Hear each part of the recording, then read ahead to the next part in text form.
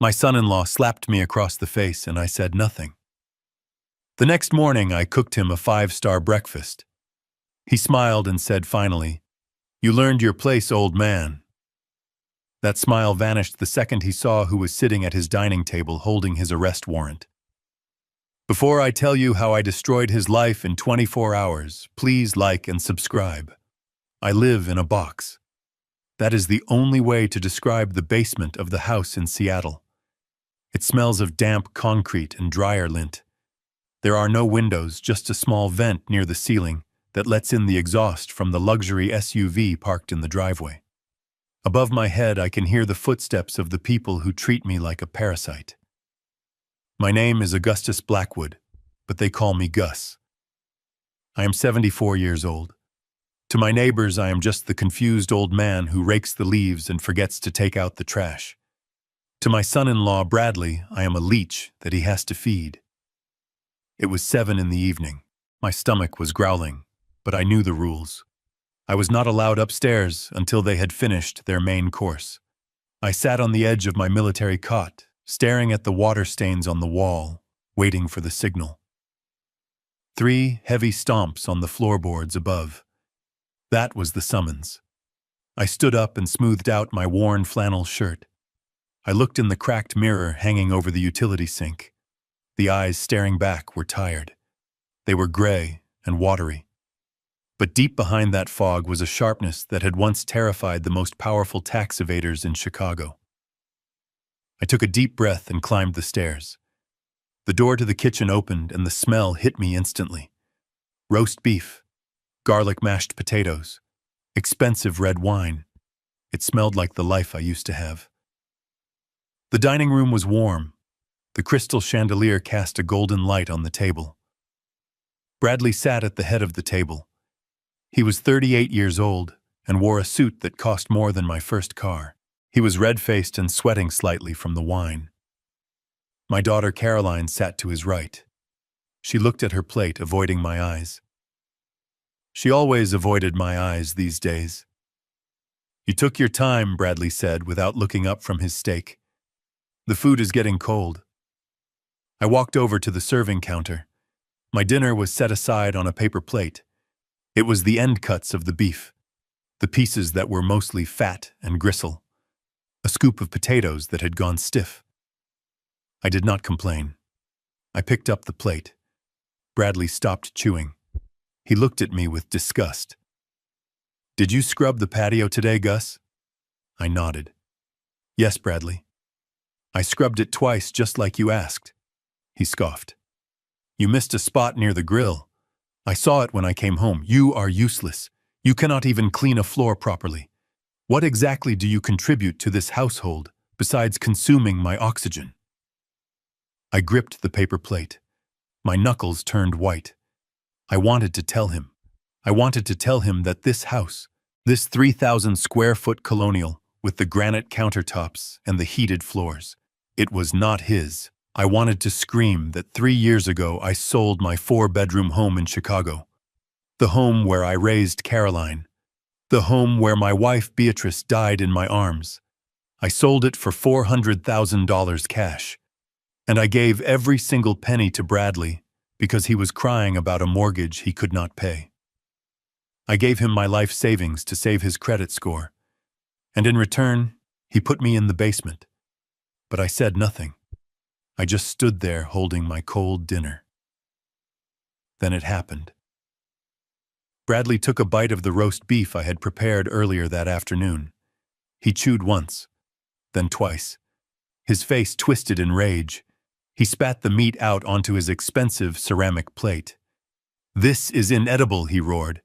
He stood up and grabbed the entire platter of roast beef from the center of the table. With a violent swing, he threw it onto the floor. The sound was like a gunshot. The platter shattered. Gravy and meat splattered across the pristine white tiles and onto my shoes. Caroline jumped in her seat, but she did not say a word. She just shrank smaller. "It is too salty," Bradley screamed. "Are you trying to kill me with sodium, you stupid old man? Do you know how hard I work to put this food on the table? I am the director of sales. I bring in the money. And you ruined the only thing I ask for, a decent meal. I looked at the mess on the floor. That roast beef was made with Beatrice's recipe. It was the same recipe she used to make for my birthday. It was perfect. I knew it was perfect. Bradley was just looking for a fight.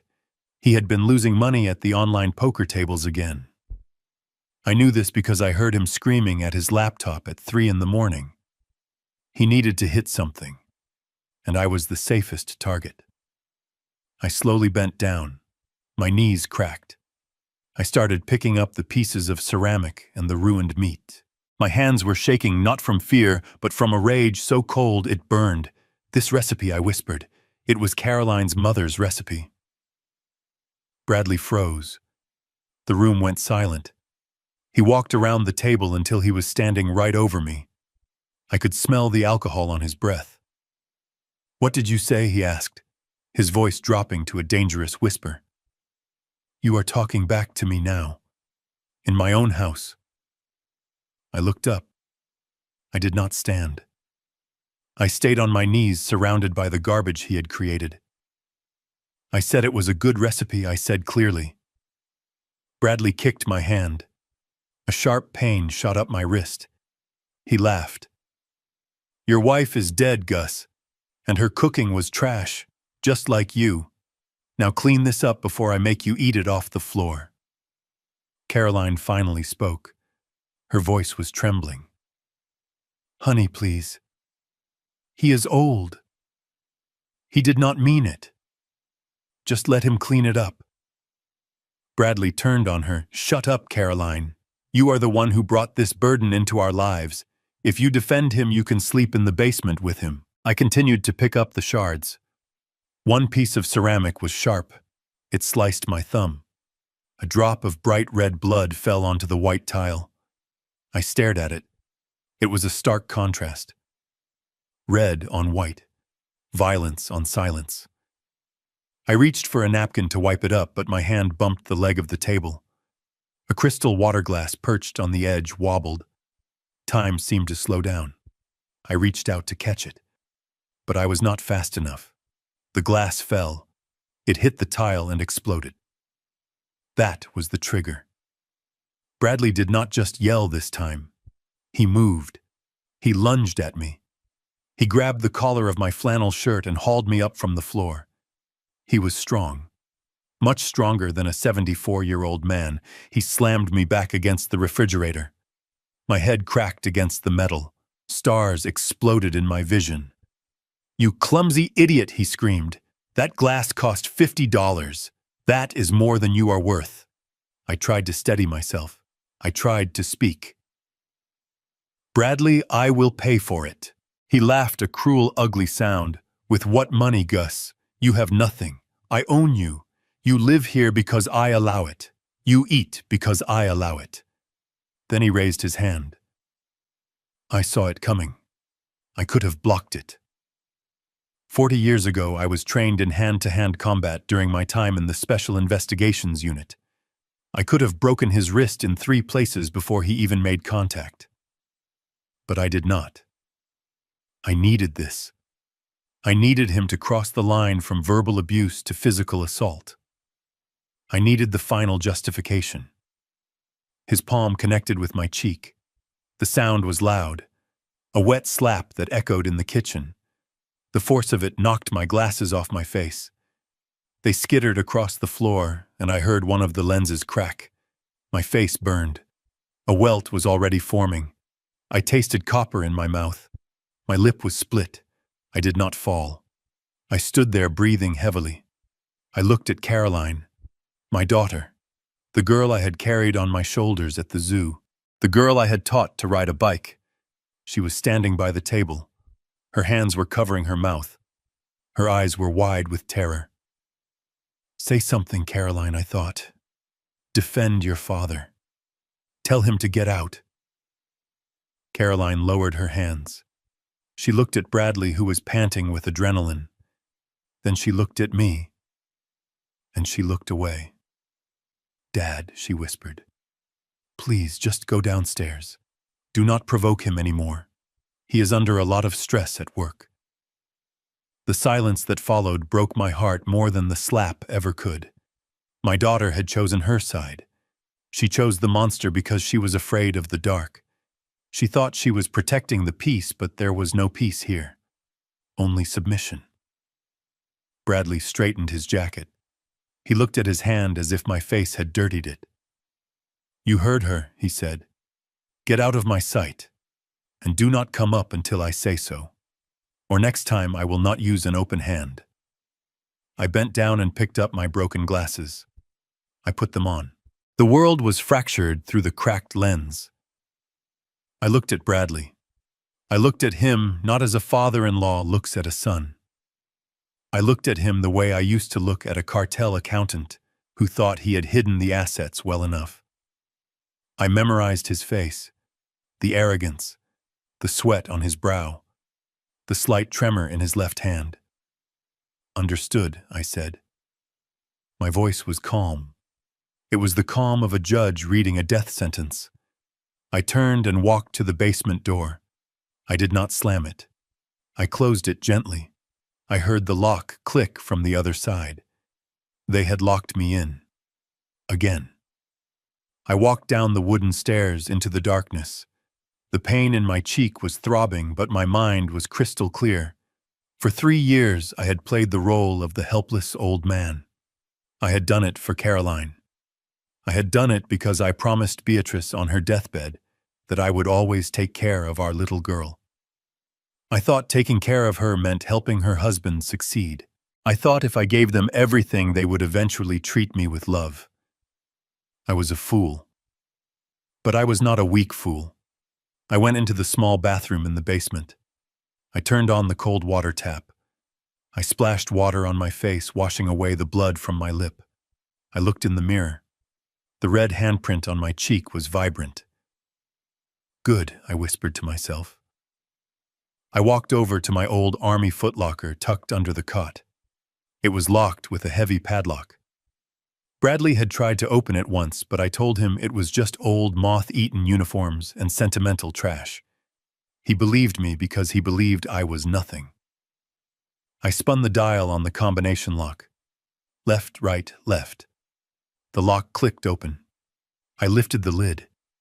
Inside there were indeed old clothes, a moth-eaten sweater, some old paperback books. I reached in and pulled them all out, piling them on the floor. Then I reached for the false bottom of the trunk. I ran my fingernail along the seam and pried it up. Underneath the false bottom lay the tools of my former life. A laptop that looked like a brick from the 90s but had encryption software that the NSA would envy. A stack of files I had compiled over the last 6 months. And a burner phone. A simple black flip phone with a prepaid SIM card. I sat on the cot and picked up the files. I did not need to read them. I had memorized them. Bradley Vance, 38. Gambling debt $250,000. He owed it to a loan shark operation run out of a strip mall in Jersey. He was not being promoted to vice president, as he had told Caroline. He was currently under internal investigation at his company for embezzling $80,000 from client accounts. I picked up the foreclosure notice I had fished out of the recycling bin 2 weeks ago. He had stopped paying the mortgage on this house 6 months ago. The bank was starting proceedings in 30 days. Caroline did not know. She thought they were rich. She thought the new BMW in the driveway was paid for.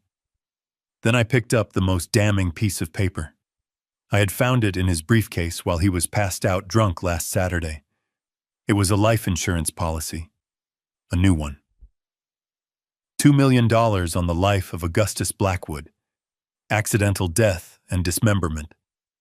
The beneficiary was Bradley Vance. Last week he had offered to fix the brakes on my old sedan. He said they were squeaking. I had thanked him, and then I had taken the car to a mechanic friend of mine 2 towns over. My friend told me the brake lines had been tampered with. Not worn out. Cut. He had tried to kill me. And when that failed, he decided to slap me into submission. He wanted me broken or dead. He needed the money to pay off the sharks before they broke his legs. I picked up the burner phone. It had been 3 years since I turned it on. I pressed the power button. The screen lit up blue in the darkness. I dialed a number I knew by heart. It rang once. Weiss. A voice answered immediately. Gruff. No, hello, it is Gus. There was a pause, then a shift in tone. Gus. It has been a long time. Are you okay? No, Weiss. I am not okay. He crossed the line. Which line? He put his hands on me. And he has taken out a policy. He is going to try to cash me out. The voice on the other end became cold steel. Say the word, Gus. Do you want legal or do you want scorched earth? I want the Omega Protocol, I said. Weiss let out a low whistle. Omega. That is total liquidation, Gus.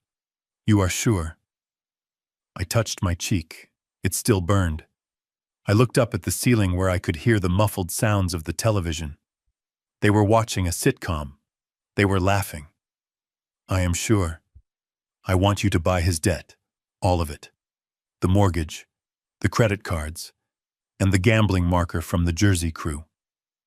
Call your contact in Newark. Pay them whatever they want plus 10% to assign the debt to my holding company. That is going to cost you $500,000 liquid by morning, Gus. Do it. Move the funds from the Zurich account. I want to own him, Weiss. I want to own the roof over his head and the shirt on his back. And Weiss. Yeah, Gus. Get the files on the embezzlement ready. Call his CEO. Tell him we have the proof he needs to avoid a shareholder lawsuit, but he needs to come here personally to get it. Tell him to be here at 7:30 tomorrow morning. Done. Anything else? Yes. Call Agent Miller at the FBI. Tell him the man he has been looking for in the wire fraud case is sitting at 124 Maple Drive. Tell him to bring handcuffs. I closed the phone. My hands were steady. The rage was gone, replaced by the cold precision of the job. I was not a father-in-law anymore. I was an auditor. And the audit was beginning. I did not sleep. I spent the night moving. I did not need a key to get into Bradley's home office upstairs. I used a tension wrench and a pick from my kit and opened his door in 10 seconds. He snored loudly in the master bedroom down the hall. I moved like a ghost. I opened his safe. It was a cheap digital model, 1234. His arrogance made him lazy. Inside, I found the rest of the documents, the past due notices, the letters from his mistress demanding rent for her apartment. I took photos of everything with the burner phone. I went into the kitchen. I cleaned up the broken ceramic. I scrubbed the floor until it shone. Then I started to cook. If this was going to be the end of the world for Bradley, I was going to make sure he had a full stomach for it. I took the expensive steaks out of the freezer, the ones he was saving for his boss. I took the eggs, the bacon, the imported cheese. I cooked all night. The smell of bacon and searing meat filled the house. At 6 a.m, Caroline came down. She looked terrible. Her eyes were puffy from crying. She saw me at the stove flipping pancakes. She saw the bruise on my face. Dad, she whispered. What are you doing? I am making breakfast, Carolyn. She hugged herself. You should not be doing this. You should be resting. I am so sorry about last night. He has a temper. I flipped a pancake. It landed perfectly. It is okay, Caroline. Go wake your husband. Tell him breakfast is served.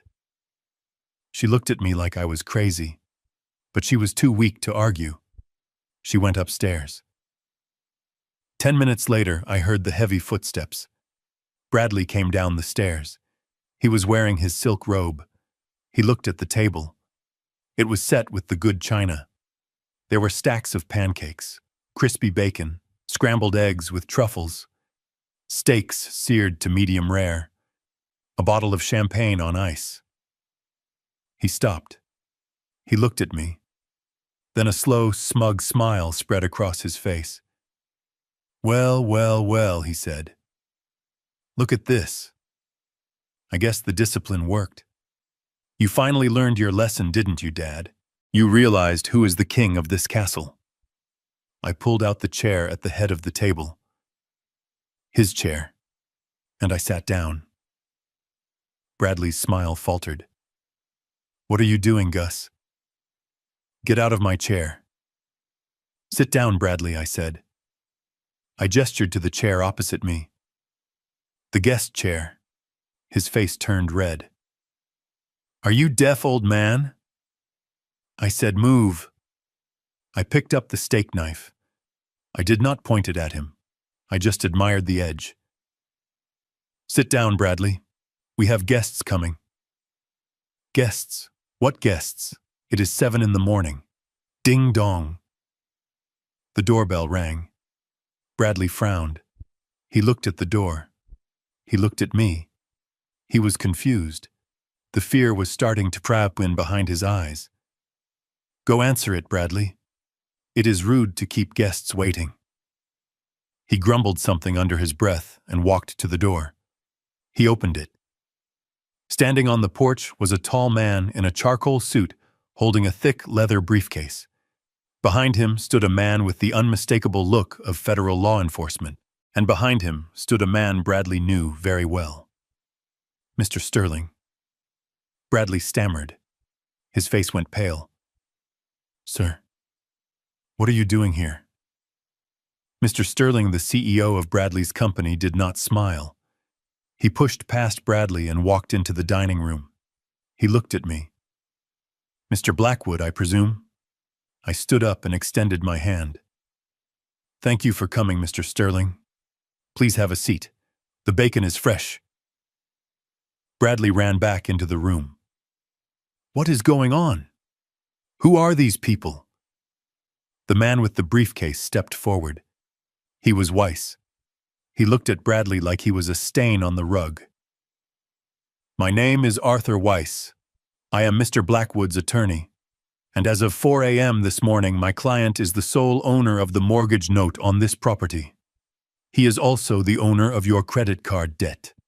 And most importantly, he has purchased the promissory note you signed with Mr. Tony Soprano in New Jersey. Bradley's knees gave out. He grabbed the back of a chair to keep from falling. That is impossible. He has no money. He is a broke old man. Weiss opened his briefcase. He pulled out a stack of documents and dropped them onto the plate of pancakes. He was a broke old man, Weiss corrected, until he decided to stop pretending. He is actually a retired forensic accountant for the IRS Special Crimes Division, and he is worth about $6 million. Caroline let out a scream. Dad, is this true? I looked at my daughter. I did not smile. Yes. Mr. Sterling cleared his throat. Bradley, based on the evidence Mr. Blackwood sent me this morning regarding the diversion of funds to your offshore accounts, you are effective immediately terminated. We will be pressing charges. Bradley looked around the room like a trapped animal. His eyes were wild. He looked at the steak knife on the table. You set me up, he screamed. You senile old freak, you ruined me. He lunged for the knife. The man from the FBI moved faster than light. He swept Bradley's legs and pinned him face down on the hardwood floor. The sound of handcuffs ratcheting shut was the sweetest music I had heard in years. Agent Miller pulled Bradley to his feet. Bradley Vance, you are under arrest for wire fraud, embezzlement, and attempted insurance fraud. You have the right to remain silent. Bradley was crying now. Snot ran down his face. Caroline, please. Tell them this is a mistake. Caroline looked at me. Dad, please. He is my husband. I looked at the man who had slapped me 12 hours ago. The man who had tried to cut my brake lines. He is not your husband, Caroline, I said calmly, slicing a piece of steak. He is a bad investment, and I just liquidated him. I took a bite of the steak. It was perfectly seasoned. not too salty at all. Take him away, Agent Miller. I would like to finish my breakfast in peace.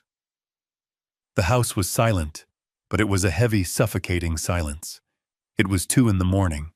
The air conditioning hummed a low, monotonous drone that masked the sound of my footsteps on the stairs. I did not need a flashlight. I had memorized the layout of this house the day I bought it for them. I knew exactly which floorboard on the landing creaked and which step on the staircase was slightly uneven. I moved through the darkness not as an old man with bad knees, but as a shadow. My breathing was shallow and controlled, a rhythm I had perfected during stakeouts in freezing warehouses in Detroit 30 years ago. I reached the second-floor hallway.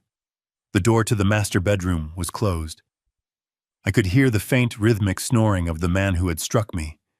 He was sleeping the deep, dreamless sleep of the arrogant confident that his violence had secured his dominance. He believed I was cowering in the basement, icing my cheek and contemplating my own worthlessness. He was wrong. I was standing 10 feet away from him, and I was not afraid. I was working. I slipped past their bedroom and approached the door to his home office. It was locked, of course.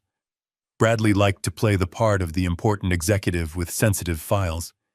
He had installed a keypad lock on the door handle a month ago, bragging about how it was military grade. It was a $40 piece of plastic he bought online. I didn't even bother with my lockpicks. I slid a thin shim of metal cut from a soda can I found in the recycling bin between the door jamb and the latch. I felt the spring give way. With a soft click, the door swung inward. I stepped inside and closed the door behind me. The room smelled of him. It was a mixture of expensive cologne, stale cigar smoke, and the metallic tang of fear that he tried to mask with bravado. The street lamp outside cast long skeletal shadows across the Persian rug I had paid for. I didn't turn on the light. I didn't need to. I walked over to the oversized mahogany desk, a ridiculous piece of furniture that made him look like a child playing dress-up. I reached into the pocket of my trousers and pulled out a pair of thin white cotton gloves. I pulled them on slowly, flexing my fingers. The fabric was cool against my skin. This was a ritual. For 40 years, putting on these gloves meant that the person on the other end of my investigation was already finished. They just didn't know it yet. I was no longer Gus, the father-in-law. I was the auditor, and the books were about to be opened. I bypassed the desk drawers. I knew there was nothing of value there, just empty threats and unpaid bills he wanted me to see. I went straight to the corner of the room behind the wet bar. He had moved the large oil painting of a sailboat to reveal the wall safe. I almost laughed. It was a classic mistake. He had bought a vintage mechanical safe, a heavy steel beast with a rotary dial, thinking it looked prestigious. He probably thought it made him look like a banker from the 20s. He didn't realize that mechanical safes, unlike digital ones, talk to you if you know how to listen. They have a heartbeat. They have a pulse. And Bradley had just given me a patient on the operating table. I pulled the stethoscope from my waistband. It was an old Litman I had kept from a medical fraud case in '98. I placed the earpieces in my ears, blocking out the hum of the house, the wind outside, and the sound of my own blood rushing in my head. The world narrowed down to the cold circle of the diaphragm against the steel door of the safe. I rested my gloved fingers on the cold dial. I closed my eyes. I didn't need to see the numbers. I needed to feel them. I spun the dial clockwise to clear the mechanism. The whir of the tumblers was loud and gritty through the stethoscope. It sounded like gravel grinding together. He hadn't serviced this thing in years. Good. Friction was my friend. I began to turn the dial counter clockwise slowly. Very slowly. My fingers were light-sensitive to the micro-vibrations in the metal. Tick, tick, tick.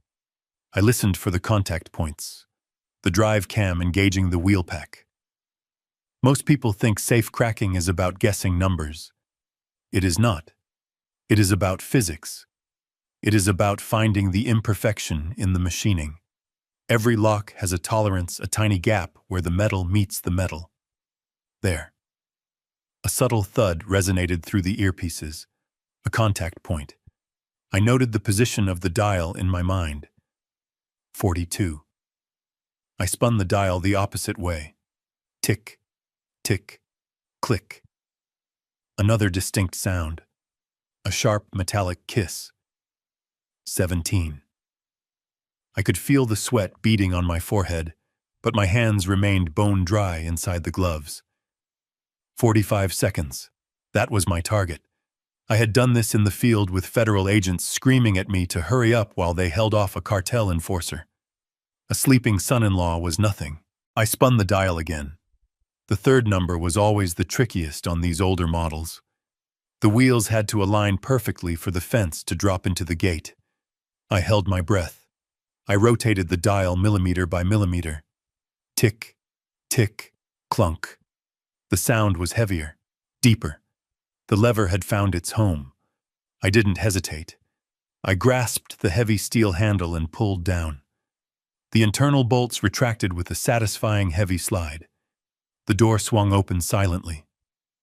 43 seconds. I was getting slow, but it was enough.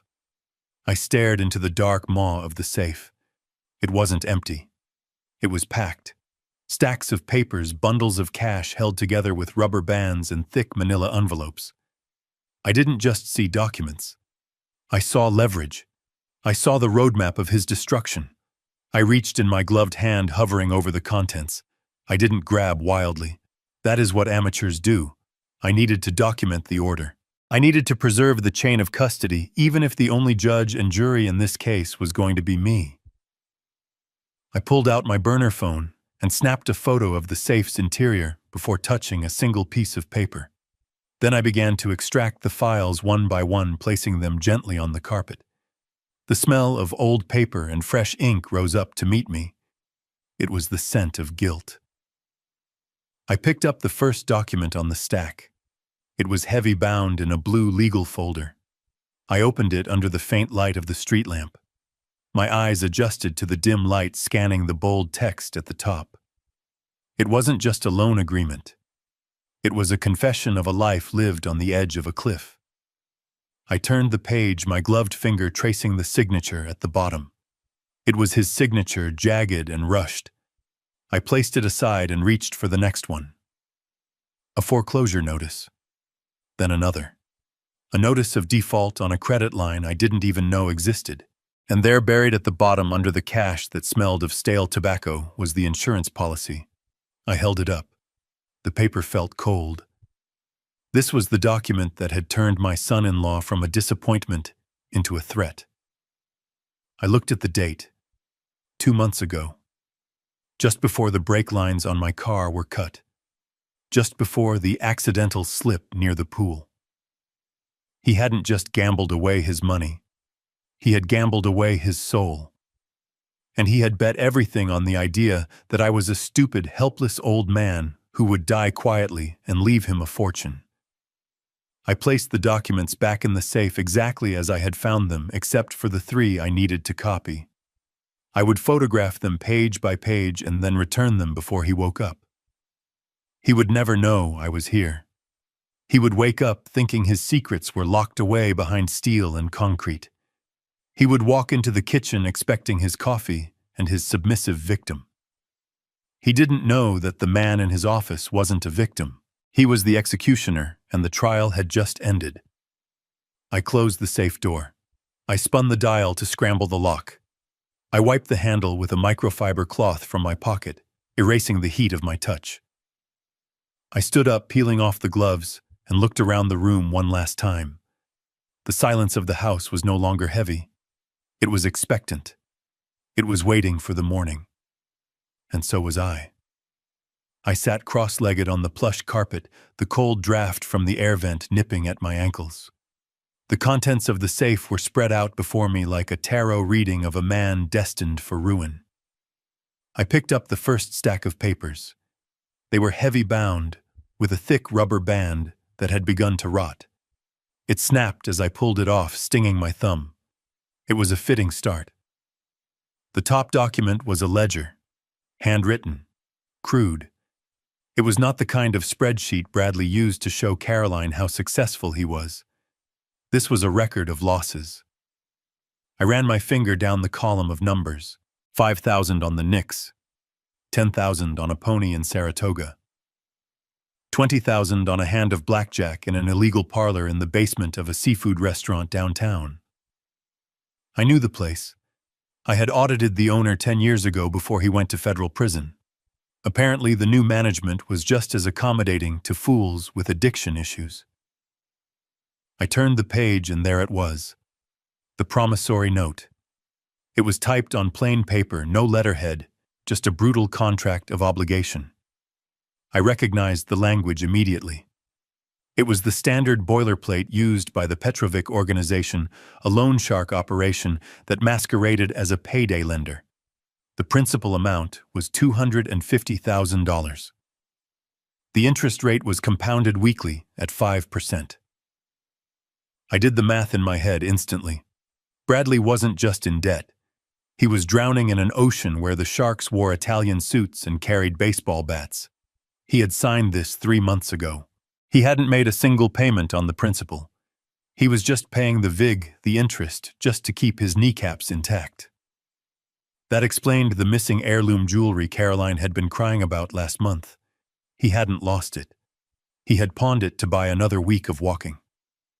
I took a photo of the note with my burner phone. My hand was steady, but my stomach churned. This wasn't just irresponsibility. This was danger. These people didn't sue you when you defaulted. They visited your house at dinner time. I set the gambling debts aside and reached for a glossy magazine at the bottom of the stack. It was a copy of Architectural Digest. A bookmark was sticking out of page 42, marking a spread on a villa in Tuscany. It was pathetic. He was fantasizing about European estates, while his own castle was made of sand. I shook the magazine and a folded envelope fell out from between the pages. It was from the bank. It was unopened. Bradley didn't have the courage to look at his own failure. I didn't have that luxury. I slid my letter opener under the flap and sliced it open. Notice of default and intent to foreclose. The words were printed in stark, bold courier font. I scanned the dates.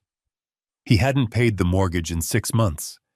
The bank had sent 3 warnings. This was the final one. They were giving him 30 days to cure the default, or they would auction the house on the courthouse steps. I looked around the room. The mahogany desk, the leather chair, the wet bar stocked with single malt scotch. It was all a stage set. None of it was real. He was living in a house he didn't own, sleeping in a bed the bank had already claimed. He was keeping this from Caroline. He was letting her believe they were secure while the ground was crumbling beneath her feet. I felt a surge of contempt so strong it tasted like bile. He wasn't just a liar. He was a coward. He was willing to let his wife and daughter be thrown onto the street rather than admit he wasn't the big shot he pretended to be. I photographed the foreclosure notice, placing it next to the gambling debt. The narrative was building. The motive was clear. Desperation. A desperate man does desperate things. But I hadn't found the smoking gun yet. I hadn't found the thing that explained the violence. I reached into the back of the safe.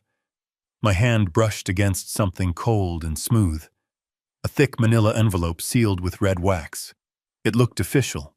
Too official. I pulled it out. It was heavy. I broke the seal.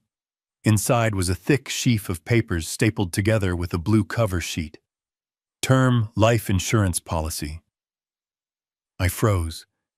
In my line of work, you learn to recognize the smell of blood in the water. This was it. I opened the policy. I skipped the definitions and the exclusions. I went straight to the declarations page. Insured Augustus Blackwood. Beneficiary Bradley Vance. Coverage amount $2 million. Effective date August 15th. August 15th, 2 months ago. I stared at the date. My mind raced back, rewinding the tape of the last 8 weeks. I remembered the day he asked for my social security number. He said he needed it to claim me as a dependent on his taxes to save money. He said it would help the family. I had given it to him because I was playing the part of the senile, compliant old man. I had signed a stack of papers he put in front of me, telling me they were just medical release forms for my doctor. I had signed my own death warrant. I flipped to the writer's section. Double indemnity for accidental death. If I died in an accident, the payout doubled to $4 million. $4 million. That was enough to pay off the Russians, enough to save the house, enough to keep up the charade of the high-rolling executive for another decade. I sat back against the desk, my breath coming in shallow bursts. The pieces of the puzzle slammed together with a deafening click. Last Tuesday. The brake failure. I closed my eyes, and I was back in my old 2010 sedan coming down Miller's Hill. It was a steep, winding road with a sharp curve at the bottom that overlooked the ravine. I had pressed the brake pedal. It had gone to the floor. No resistance. Just mush. I remembered the panic. The way the trees blurred. The way I had to downshift, violently grinding the gears using the emergency brake to spin the car into a ditch just inches from the guardrail. I had walked away with a bruised shoulder and a shaken ego. Bradley had been so solicitous when I called him. He had insisted on having the car towed to his mechanic. He said the master cylinder must have blown. He said old cars are dangerous. Dad, you really should let me drive you. I hadn't bought it. I had gone to the tow yard that night, slipping the guard a 50 to let me look at the wreck. I had crawled under the chassis. The brake lines hadn't burst. They had been cut. Cleanly. With wire cutters. At the time, I thought it was random vandalism. Or maybe I just didn't want to believe the alternative. But now, holding this policy in my gloved hands, the truth was undeniable. It wasn't an accident. It was a dry run. He had tried to kill me. He had tried to cash in his $4 million lottery ticket. And when that failed, when I survived, he had come home and looked at me with that mixture of disappointment and rage. That was why he snapped at dinner. That was why he slapped me. He wasn't just angry about the salt in the roast beef. He was angry that I was still breathing. He was angry that I was still an obstacle instead of a deposit in his bank account. I looked at the signature on the bottom of the application. It was a forgery of my signature, but a good one. He had practiced. This changed everything. This wasn't just about financial ruin anymore. This wasn't just about teaching a lesson to an arrogant boy. This was survival. I was living in a house with a man who was actively plotting my murder. Every meal he served me could be poisoned. Every trip down the stairs could be a push. I felt a cold calm settle over me. It was the same feeling I used to get right before a raid. The fear vanished, replaced by a singular crystalline focus. He wanted to play for high stakes. He wanted to trade a life for money. Fine. I would give him the transaction he wanted. But he didn't realize who he was trading with. He thought he was the predator because he was young and strong, Saiyuan, and I was old and slow. He didn't know that I had spent 30 years hunting men who would eat him for breakfast. I photographed every page of the policy. I took close-ups of the forged signature. I took pictures of the double indemnity clause. I put the papers back in the envelope. I resealed it carefully, heating the wax with a lighter I found in his desk drawer and pressing it back into place so it looked undisturbed. I put the foreclosure notice back in the magazine. I put the gambling ledger back in the stack. I returned everything to the safe exactly as I had found it. I closed the heavy steel door and spun the dial, wiping my prints. I stood up in the dark office. I checked my watch. It was 4:15 in the morning. I had the evidence. I had the motive. I had the weapon. Now I just needed to set the table. I walked out of the office and down the hall past the room where my assassin slept. I didn't look at his door. He was already a ghost to me, a problem to be solved, a calculation to be balanced. I went downstairs to the kitchen. I turned on the lights. The stainless steel appliances gleamed. I washed my hands. I took the heavy cast iron skillet from the rack. It was time to cook breakfast. And it was going to be a meal he would never forget. The kitchen was cold at 3 in the morning. The stainless steel appliances that Bradley was so proud of hummed with a detached electric vibration. I was standing by the sink, splashing water on my face, trying to wash away the phantom sensation of his hand on my cheek. The bruise had darkened to a deep, ugly purple. It throbbed in time with my heartbeat. I heard the soft pad of bare feet on the hardwood behind me. I did not turn around immediately. I dried my face with a paper towel, taking my time composing the mask I had worn for 3 years. When I finally turned, Caroline was standing in the doorway. She was wearing a silk nightgown that looked too thin for the chill of the house. She held a glass of water in both hands, clutching it like a lifeline. In the harsh light of the under-cabinet LEDs, she looked old.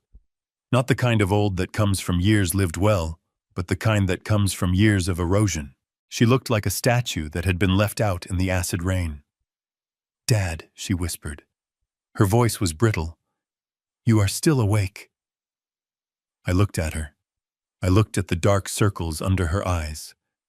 I looked at the way she stood, slightly hunched, as if expecting a blow. "I cannot sleep, Caroline," I said. "My face hurts." She flinched. She took a sip of water, her eyes darting away from the mark on my skin. "I am sorry, Dad. I really am. He feels terrible about it. He told me. He has just been under so much pressure with the merger." The merger. Another lie. There was no merger. There was only embezzlement and debt. He did not feel terrible. "Caroline," I said softly. "He felt powerful. There is a difference." She stepped into the room, lowering her voice further, glancing nervously toward the ceiling, as if the man upstairs could hear our thoughts. "Please do not talk like that. If he hears you, look, just keep your head down for a few more days. He is going to get the promotion on Monday. The vice president position. Once that happens, everything will change. He will be happier. He will treat us better." I leaned against the counter. I looked at my daughter, Shirley looked at her. I saw the desperation in her eyes. She was not protecting him because she loved him. She was protecting him because she was terrified of the alternative. She was terrified of the world without his money, without his status, without the illusion of the perfect suburban life.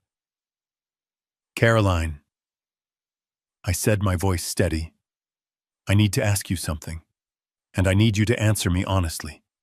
Not as his wife, but as my daughter." She froze.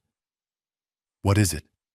If I walked out that door right now, if I packed my bag and left this house tonight, would you come with me?" She blinked, confused. "What? Would you leave him? Right now?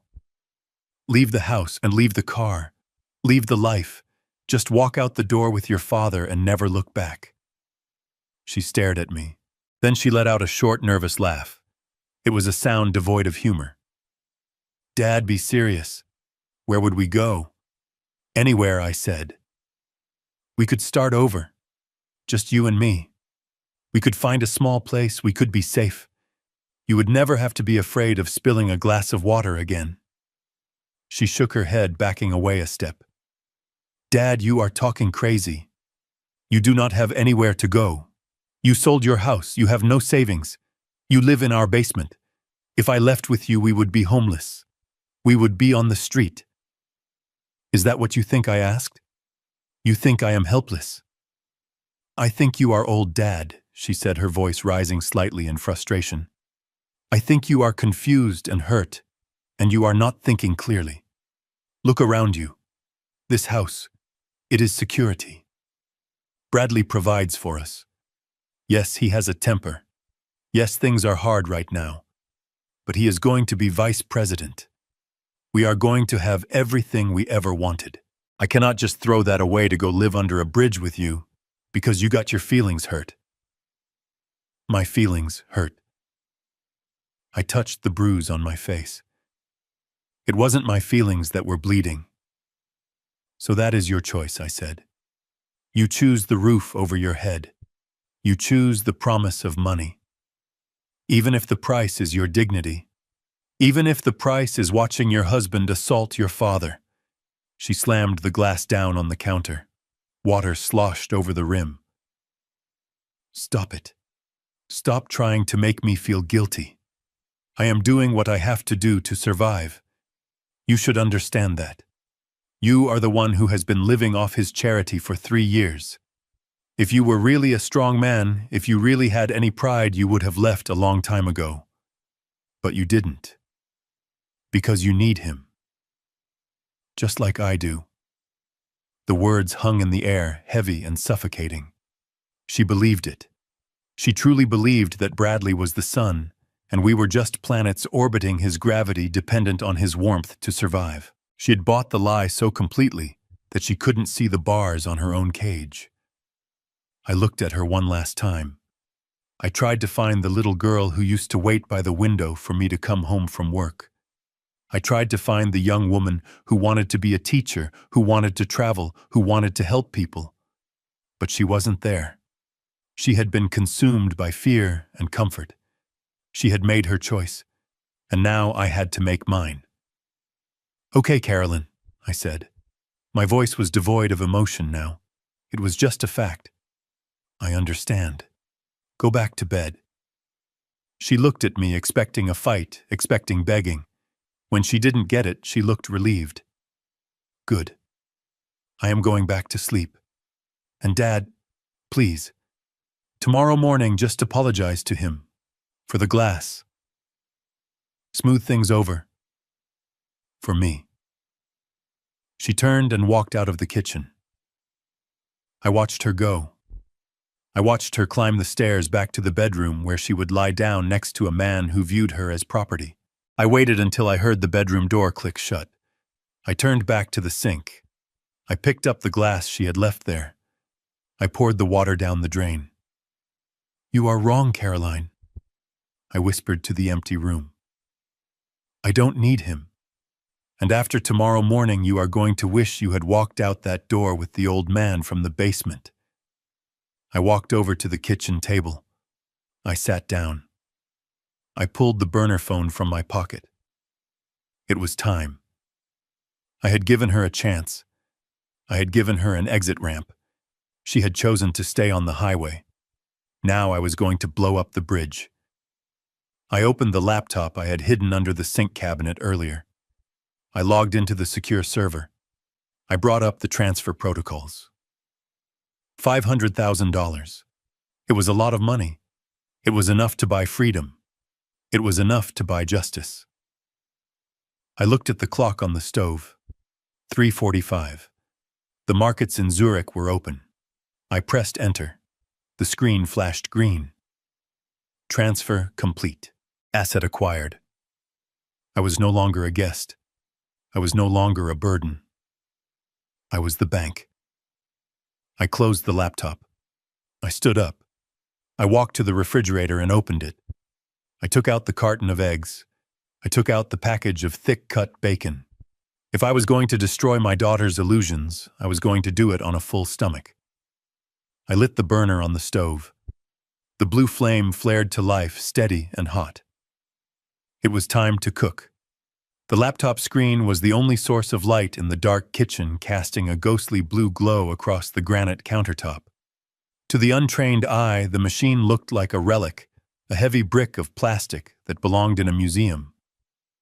But as I typed the command lines, the processor hummed with a speed that defied its age. I was not browsing the internet.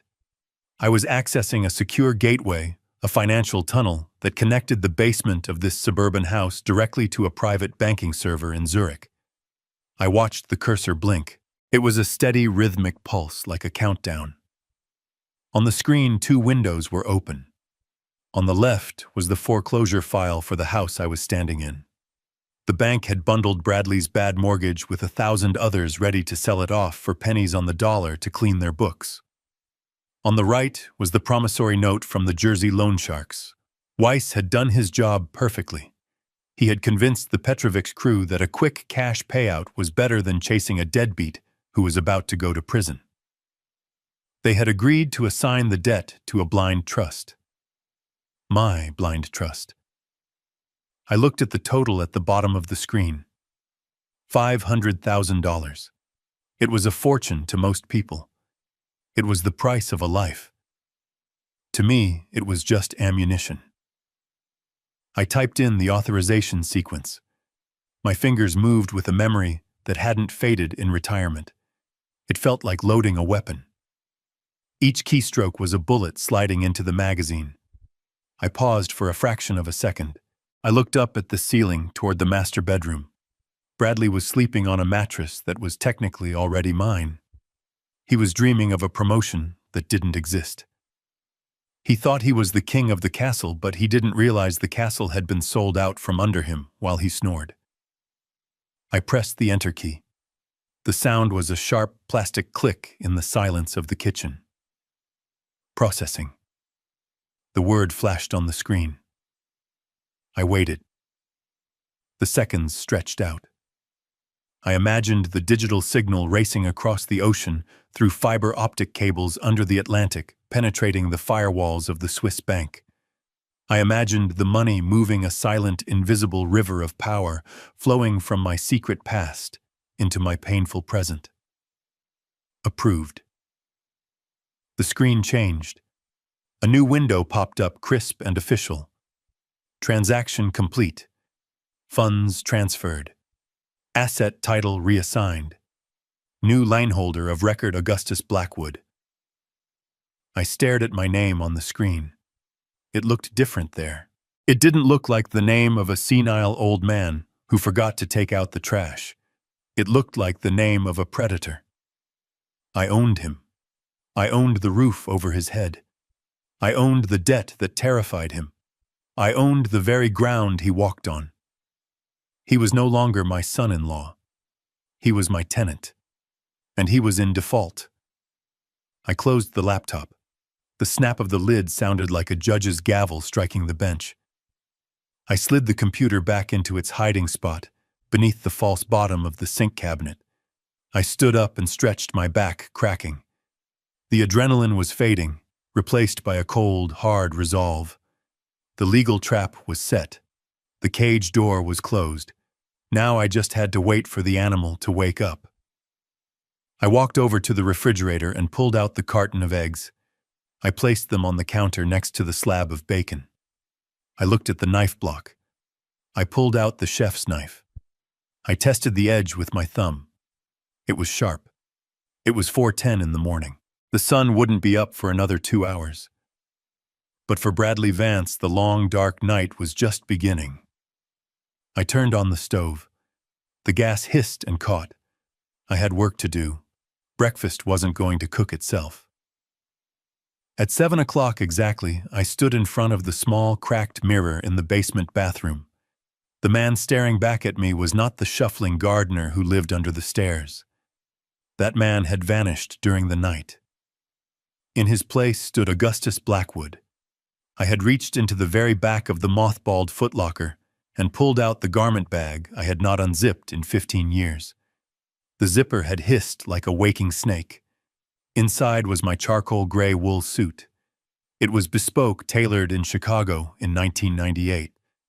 It was the suit I was wearing when I walked into the federal courthouse and testified against the Gambino money laundering operation. It was the suit I wore when I watched the judge sentence a man who thought he was untouchable to 3 consecutive life sentences. It smelled faintly of cedar and old justice. I put it on. The trousers were a little loose at the waist. I had lost weight living on Bradley's scraps, but the shoulders still fit perfectly. I buttoned the crisp white shirt. I tied my silk tie in a perfect double Windsor knot. I polished my black Oxfords until they gleamed like obsidian. I ran a comb through my gray hair. The bruise on my cheek was still there, a purple badge of honor, but it no longer looked like a wound. It looked like war paint. I adjusted my cuffs. I was not dressed for breakfast. I was dressed for court. I went upstairs. The kitchen was already filled with the heavy, savory scent of victory. I had timed everything to the second. The thick-cut bacon was draining on paper towels, crisp and mahogany brown. The scrambled eggs were fluffy and laced with the last of the truffle oil I found hidden in the pantry. The steaks were resting on the cutting board, their juices mingling with the rosemary butter. I plated the food. I did not use the paper plates I was usually relegated to. I took down the fine china, the wedding gifts that Caroline was too afraid to use. I polished the silver until it reflected my face. I set the table for 4. I placed the main platter in the center of the table. It was a feast fit for a king or a condemned man. I poured freshly squeezed orange juice into crystal glasses. I placed the bottle of champagne in a silver bucket of ice. It was a theatrical display, a stage set for the final act. I heard the floorboards creak above me. The beast was awake. I heard the shower run. I heard the heavy thud of his footsteps moving back and forth. He was getting ready. He was probably practicing his acceptance speech in the mirror. He thought today was his coronation. He had no idea it was his execution. 10 minutes later, Bradley walked into the kitchen. He stopped dead in the doorway. He was wearing his best navy suit, the one he saved for board meetings. His hair was slicked back. He looked every inch the corporate climber. He blinked, looking at the spread on the table. He looked at the steaks. He looked at the champagne. Then he looked at me. He didn't notice the coldness in my eyes. He only saw the servitude. A slow, arrogant grin spread across his face. It was the smile of a man who believes he has finally broken a wild horse. "Well, look at this," he said, his voice dripping with satisfaction. He walked over to the table and picked up a piece of bacon, popping it into his mouth. "I guess a little discipline goes a long way, doesn't it, Gus? I honestly didn't think you had it in you. I thought you were too stubborn. But look at you. Cooking, cleaning, and even playing dress-up." He reached out and flicked the lapel of my suit. "Where did you dig this relic up?" "The Salvation Army bin. You look like an undertaker." I did not flinch. I did not look down. I stood straight, my hands clasped behind my back. "I thought we should mark the occasion, Bradley," I said, my voice level. "It is a big day." He laughed. A bark of a laugh. "You are damn right, it is a big day." He pulled out his chair, the chair at the head of the table, and sat down. He spread his napkin over his lap with a flourish. "Today is the day I finally get what I deserve." Sterling called a meeting for 7:30 sharp. He never comes to people's houses unless it is big news. He is going to offer me the VP of Operations role. I can feel it. The salary bump alone is going to put us in a different tax bracket. I watched him pour himself a glass of orange juice. He was so confident.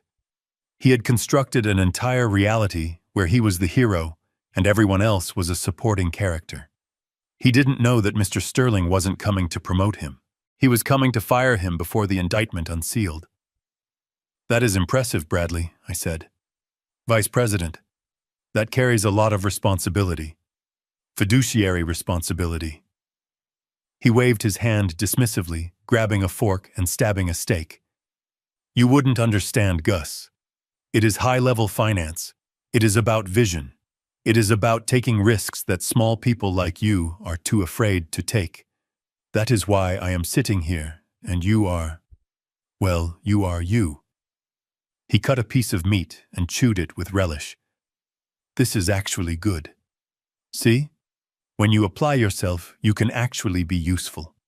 Maybe if I get this raise, we can get you a new uniform. Something a little less funeral parlor." He laughed again at his own joke. He was relaxed. His guard was completely down. He was eating the food I cooked, sitting in the house I owned, waiting for the boss I had summoned.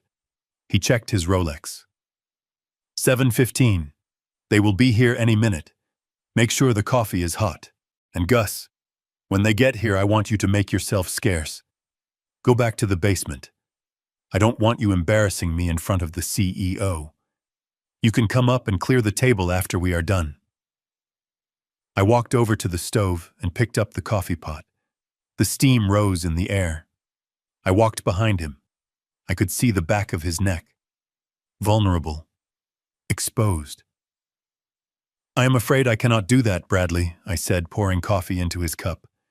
He stopped eating. He turned in his chair, his face darkening. Excuse me. What did you say? I said I cannot go to the basement, I replied. I placed the coffee pot down on the counter with a deliberate clink. I have a meeting, too. He stared at me as if I had started speaking a foreign language. You have a meeting? With who? The ghosts in your head. Sit down, Gus, before you ruin my morning. I did not sit down. I walked to the head of the table. I stood over him.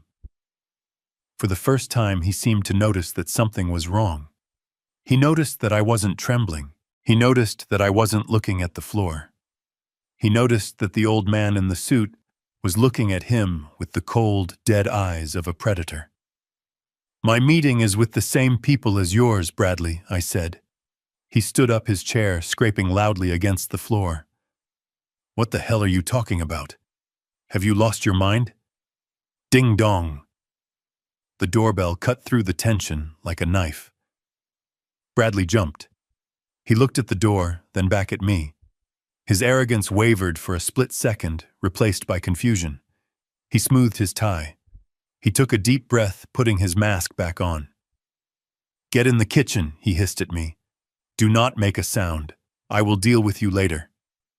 He turned and walked toward the front door, his stride confident, his chest puffed out. He was walking toward his coronation. I picked up my coffee cup and took a sip. It was black and bitter, just the way I liked it. I didn't go to the kitchen. I turned and faced the foyer, waiting for the show to begin. The doorbell rang again, a sharp, impatient sound that seemed to vibrate through the floorboards. Bradley jumped. He looked at the door, then back at me, then at Sterling, who was calmly chewing a piece of bacon.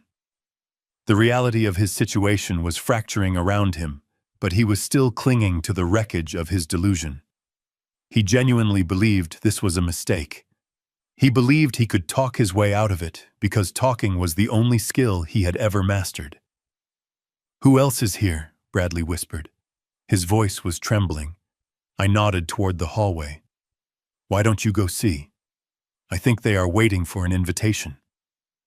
Bradley stumbled backward. He turned and walked into the foyer, his movements jerky and uncoordinated. He looked like a marionette whose strings were being cut one by one. I watched him from the head of the table. Sterling watched him too, a look of cold, professional curiosity on his face. He thinks you are here to give him a corner office, Sterling said quietly. He thinks a lot of things, Richard, I replied. Most of them are wrong. We heard the front door open wider.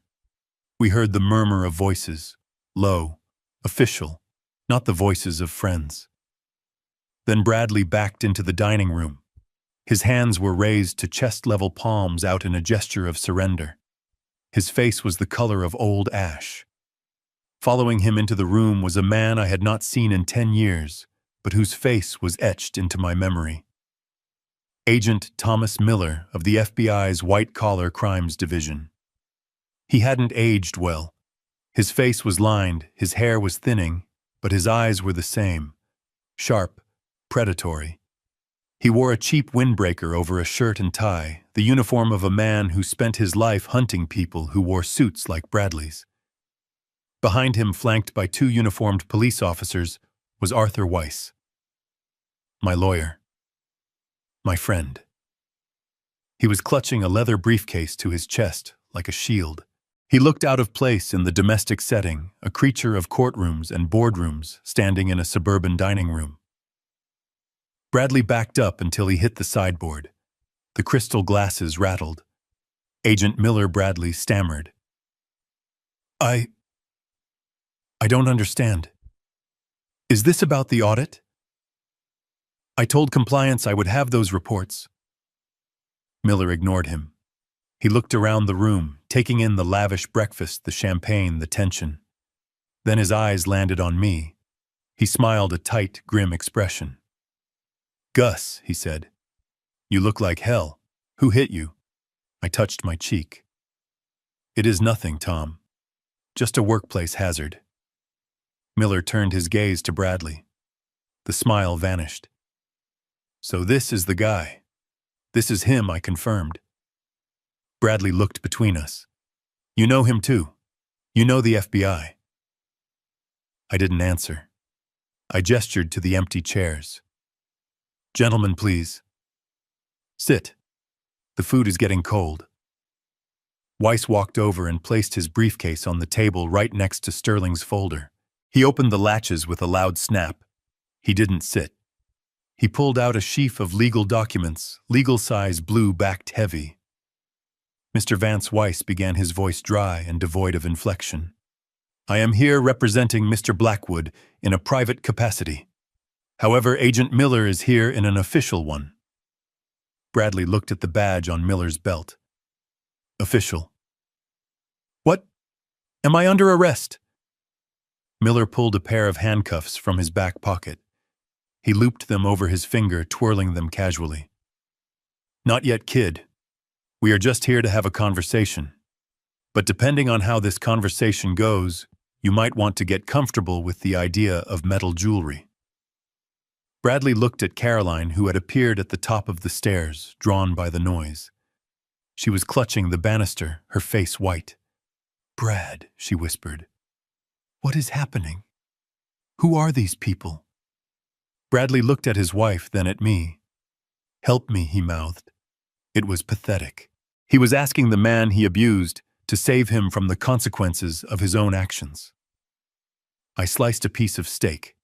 The knife scraped against the china. "Sit down, Caroline," I said without looking up. "You need to hear this too." Weiss cleared his throat. He picked up the first document. "Mr. Vance, as of 4 o'clock this morning, my client, Mr. Augustus Blackwood, has successfully executed a purchase agreement for the mortgage note on this property located at 124 Maple Drive. The bank was quite eager to offload the toxic asset, given that it is 6 months in arrears." Bradley's mouth fell open. You bought the mortgage." "But I was talking to them. I had a forbearance agreement in the works." Weiss shook his head. "You had nothing, Mr. Vance. You had a foreclosure date, which my client has now canceled.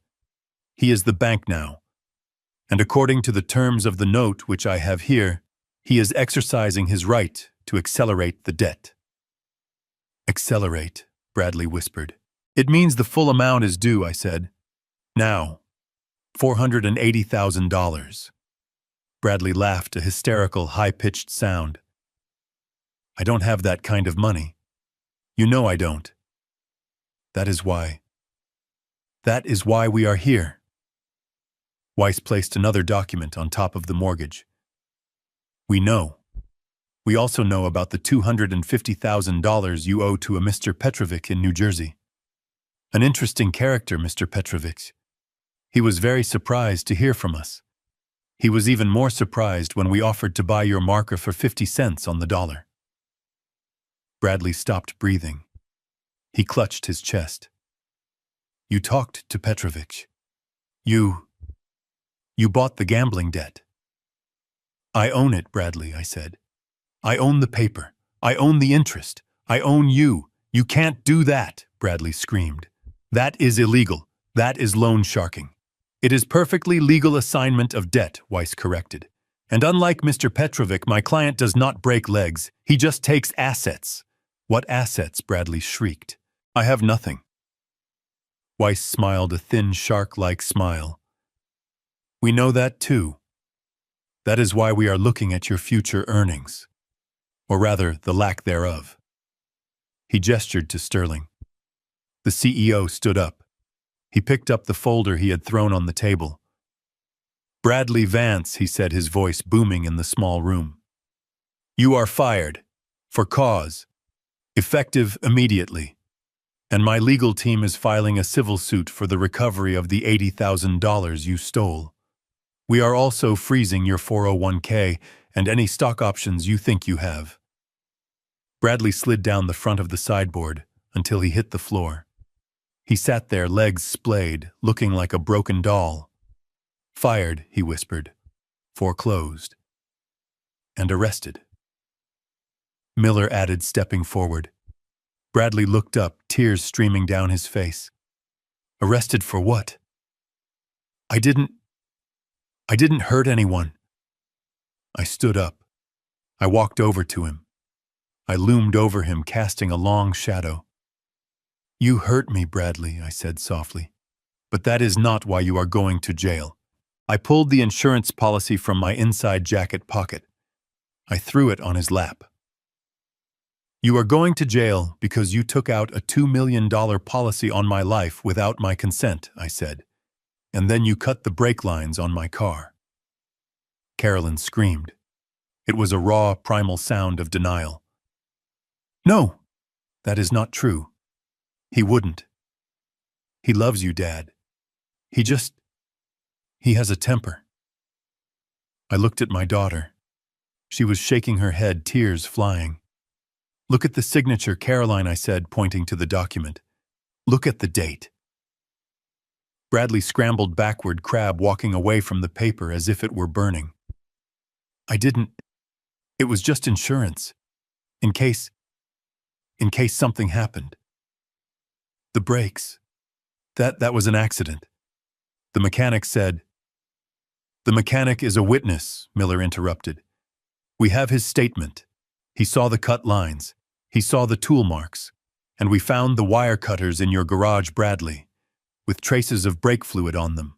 Miller reached down and grabbed Bradley by the lapels of his expensive suit. He hauled him to his feet. Bradley Vance, you are under arrest for attempted murder, insurance fraud, and wire fraud. He spun Bradley around and slammed him against the sideboard. The impact rattled the dishes. He pulled Bradley's arms behind his back. Click, click, the handcuffs locked into place. Bradley began to sob. Ugly, heaving sobs. Caroline, please. Do something.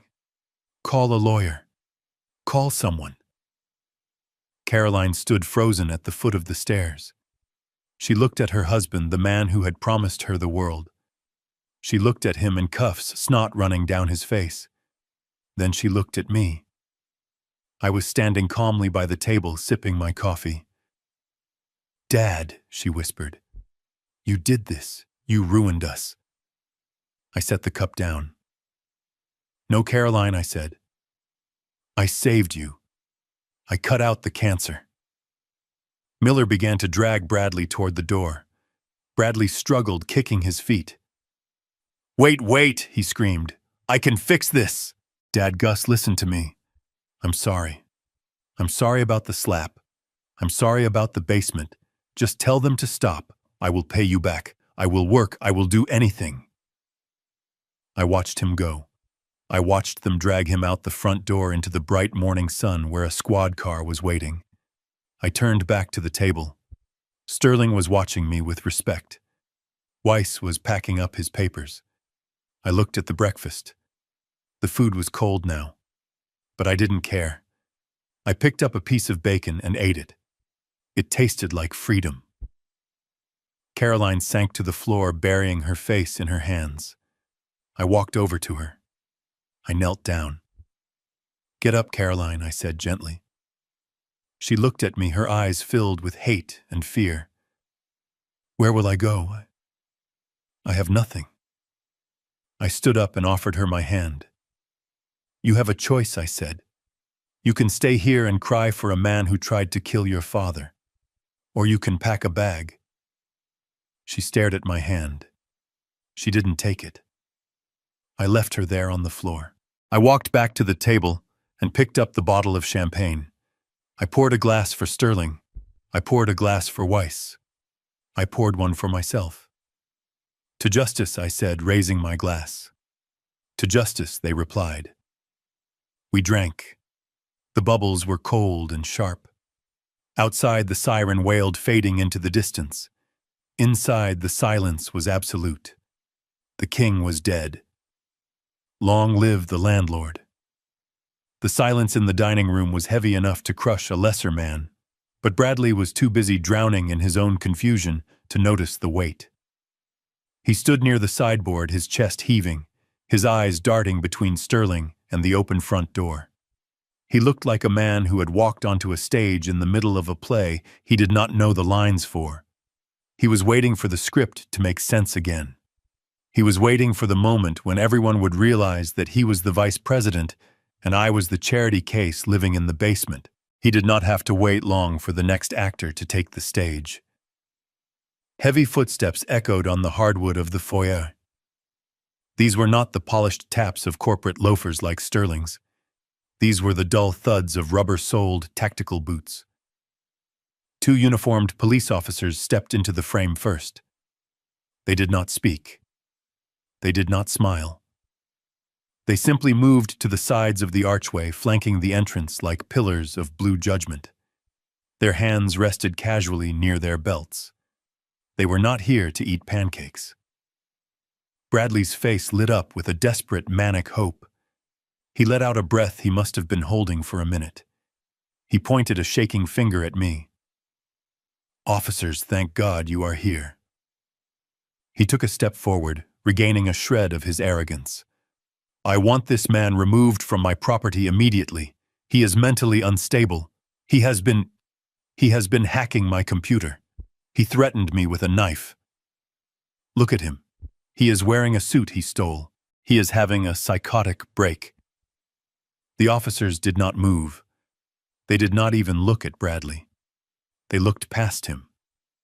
A third man walked through the door. He moved with a deceptive slowness, a predator saving his energy for the kill. He wore a cheap windbreaker that had seen better days over a white shirt that was fraying at the collar. He looked like a tired accountant or a high school geography teacher until you saw his eyes. His eyes were cold flint. Agent Thomas Miller of the Federal Bureau of Investigation stopped in the center of the room. He looked at the crystal chandelier. He looked at the silver platter of bacon. He looked at Sterling, who gave him a curt nod of recognition. Finally, he looked at Bradley. Bradley froze. The finger he was pointing at me wavered and dropped. He recognized the look of federal authority even if he had never seen it up close before. Who are you?" Bradley stammered. Miller ignored him completely. It was a masterclass in dismissal. He walked right past the homeowner, as if Bradley were a piece of furniture, and approached the head of the table where I was sitting. Miller pulled out the chair to my right, the one Caroline usually occupied. He scraped it loudly against the floor. He sat down heavily, the wood groaning under his weight. He reached into the inner pocket of his windbreaker. Bradley took a step back, his back hitting the wall. "What is going on? Why aren't you arresting him? He is dangerous." Miller placed a heavy metal object on the fine linen tablecloth. It made a dull, heavy clunk that silenced the room. It was a pair of standard-issue steel handcuffs. They gleamed under the chandelier light lying there next to the crystal juice glasses, like a memento mori. Miller then reached for the coffee pot. He poured himself a cup, black. He took a sip and grimaced. "Good coffee, Gus," he said, his voice raspy from too many years of chain smoking and interrogation rooms. "Better than the swill at the field office." I nodded. "It is a Colombian blend, Tom. I grind the beans myself." Miller turned his head slowly and looked at me. He studied the bruise on my cheek, the split lip, the swelling that had started to close my left eye. His expression hardened. The professional detachment slipped for just a second, revealing the anger of an old friend. "You look like you went 10 rounds with a truck," he said quietly. I took a bite of my eggs. It was a disagreement about seasoning Tom. Nothing I could not handle. Miller hummed a low sound in his throat. He turned his chair slightly so he was facing Bradley. He didn't stand up. He didn't raise his voice, he just looked at him. "Bradley Vance," he said. Bradley swallowed hard. Yes, that is me. I am the owner of this house. Miller picked up a piece of bacon and chewed it thoughtfully. Actually, according to the county recorder and the bank documents I reviewed at 4:30 this morning, you are technically a squatter. But we are not here for the eviction. That is a civil matter. Bradley's knees started to shake. He looked at Sterling for help, but the CEO was busy reading a file on his phone, ignoring his employee completely. Then why are you here? Bradley whispered. Miller reached into his windbreaker again. This time he pulled out a thick manila envelope. It was stamped with the seal of the Department of Justice. He tossed it onto the table. It slid across the cloth and stopped right in front of Bradley's plate. We are here because your father-in-law called in a favor, Miller said. He told me he had found a rat. And Gus has a very good nose for rats. Bradley stared at the envelope. He didn't touch it. Open it, Miller said. Bradley reached out his hand, trembling violently. He lifted the flap. He pulled out the top document. It was a forensic audit report. The header read, Internal Revenue Service Special Investigations Division. Miller leaned forward, resting his elbows on the table. The file on the embezzlement is complete. Mr. Vance, $80,000 diverted from client escrow accounts into a shell company registered in the Cayman Islands. You were not very careful with your digital footprint. You used your work laptop. You used the company Wi-Fi. You might as well have signed a confession and mailed it to us. Bradley dropped the paper. It fluttered to the floor, landing in the spot where he had smashed the roast beef the night before. No, he wheezed. No, that is a mistake. I was just moving funds. It was temporary. I was going to put it back. Miller smiled. It was not a nice smile. It was the smile of a wolf looking at a trapped rabbit. That is what they all say, kid. They always say they were going to put it back, but then they lose it on the ponies or the poker tables. We traced the transfers, Bradley. We know about the gambling debts. We know about the loan sharks in Jersey. We know everything. Miller tapped the handcuffs on the table with his index finger. Clink. Clink. You are facing 20 years for wire fraud, Bradley. And that is before we even start talking about the insurance fraud scheme you cooked up with that $2 million policy on Gus here. Attempted murder is a state charge, but I imagine the local DA will be very interested in the evidence Gus pulled from your safe last night. Bradley looked at me. His eyes were wide, glassy with shock. He looked at the man he had called useless, the man he had dismissed as a burden. He saw the suit. He saw the calm. He saw the truth. You broke into my safe, he whispered. I dabbed my mouth with a linen napkin. I didn't break anything, Bradley. I opened it. There is a difference. Just like there is a difference between a father-in-law and a forensic auditor. You should have checked my resume before you decided to make me your enemy. Miller stood up. The chair scraped back. He picked up the handcuffs. Finish your breakfast, Gus Miller said. I will take the trash out. Bradley bolted. He spun around and lunged for the back door, scrambling over the expensive rug, slipping in his socks. He didn't make it 3 steps. The 2 uniformed officers moved with practiced efficiency, blocking the hallway. Bradley slammed into the wall, sliding down until he was a weeping heap on the floor. Miller walked over to him, swinging the cuffs. The party is over, kid. The room was still vibrating from the shock of Miller's handcuffs hitting the table when the third man stepped forward. He had been standing quietly in the shadow of the archway, a silent observer to the carnage. Arthur Weiss did not look like a man who enjoyed violence. He looked like a man who enjoyed paperwork.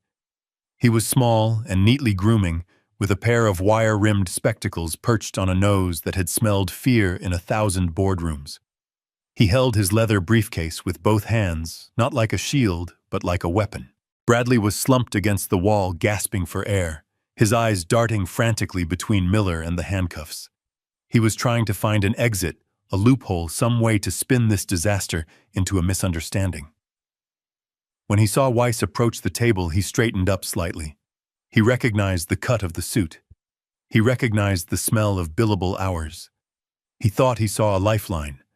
A lawyer meant negotiation. A lawyer meant a deal could be cut. Sir Bradley wheezed, wiping snot from his upper lip. "Sir, are you his public defender? You have to help me. These men are harassing me. My father-in-law is senile. He doesn't know what he is doing." Weiss did not answer. He did not even blink. He walked past Bradley as if he were stepping over a puddle of dirty water. He approached the dining table where the lavish breakfast I had cooked was slowly turning cold. He stopped in front of Bradley's empty chair. He looked down at the plate. A perfect medium-rare filet mignon sat there, glistening in its juices, untouched. It was a $50 piece of meat that Bradley had demanded just yesterday. Weiss placed his briefcase on the table next to the plate. He clicked the latches open. Snap, snap. The sound was dry and final. He reached in and pulled out a thick stack of documents. They were bound in blue legal covers, the kind used for high court filings. He held the documents over the plate for a second. Then, with a deliberate, casual motion, he dropped them. Splat. The heavy papers landed directly on top of the steak. The blue cover soaked up the grease and the blood from the meat. It was a desecration. It was a statement. The meal was over. "My name is Arthur Weiss," the lawyer said, his voice soft, but carrying to every corner of the room. "And I am not a public defender, Mr. Vance. I am retained counsel for Mr. Augustus Blackwood, and I am here to deliver a notice of acceleration." Bradley stared at the ruined steak. "Acceleration? What? What does that mean?" Weiss tapped the grease-stained documents with a manicured finger. "It means that as of 4 o'clock this morning, my client executed a purchase agreement for the mortgage note on this property. The bank was preparing to foreclose due to 6 months of non-payment. They were quite happy to sell the note to a private investor for cash." Bradley looked at me. His eyes were wide, filled with a mixture of confusion and terror. You bought the mortgage, but you have no money. You live in the basement. You eat scraps." Weiss ignored him. He flipped the first document open, revealing a second one underneath. "He also purchased the outstanding balance of your 3 primary credit cards from the collections agency that was preparing to sue you. And most interestingly, he purchased a promissory note from a private lending organization in New Jersey." Bradley went white. He stopped breathing. The mention of New Jersey hit him harder than the handcuffs. He knew exactly who held that note. He knew what they did to people who didn't pay. You talked to them," Bradley whispered. "We did," Weiss said. "We made them an offer. They accepted. They assigned the debt to Mr. Blackwood's holding company. They were very relieved to get their principal back without having to resort to unpleasantness." Weiss leaned forward, resting his hands on the table. He looked down at Bradley, who was now trembling uncontrollably. "So here is the situation, Mr. Vance. You live in a house owned by my client. You drive a car that is technically collateral for a loan owned by my client. And you have a gambling debt that is now owned by my client." Bradley looked at Caroline, who was standing by the stairs, her hand over her mouth. "Caroline, tell them. Tell them he is broke. He sold his house to pay our bills 3 years ago. He has nothing. This is a trick." Weiss turned to me. He nodded respectfully. "Mr. Blackwood, would you like to explain the liquidity of your assets, or shall I?" I took a sip of my coffee. It was cold now, but it still tasted good. "Go ahead, Arthur. I don't think he would believe me."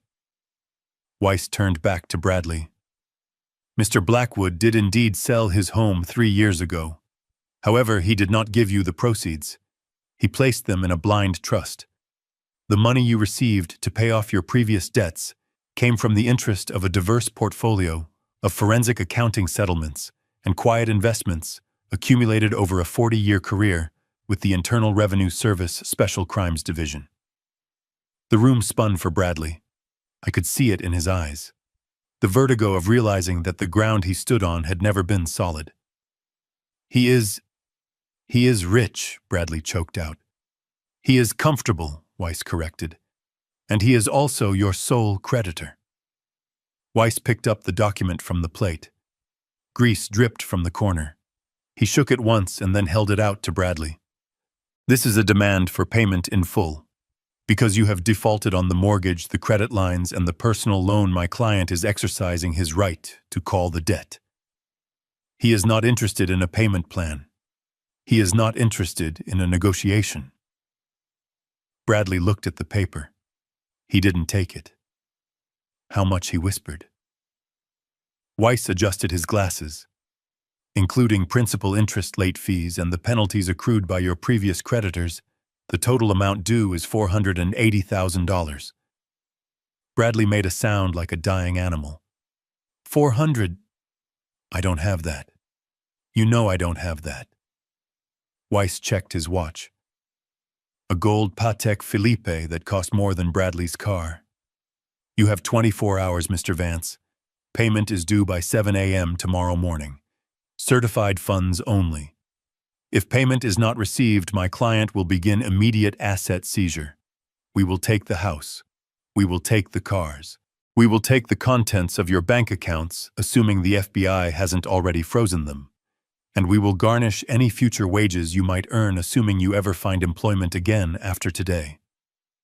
But where am I supposed to go? Bradley cried. This is my house. Weiss dropped the greasy document onto Bradley's lap. It stained his silk robe. It is Mr. Blackwood's house, Weiss said, cold as ice.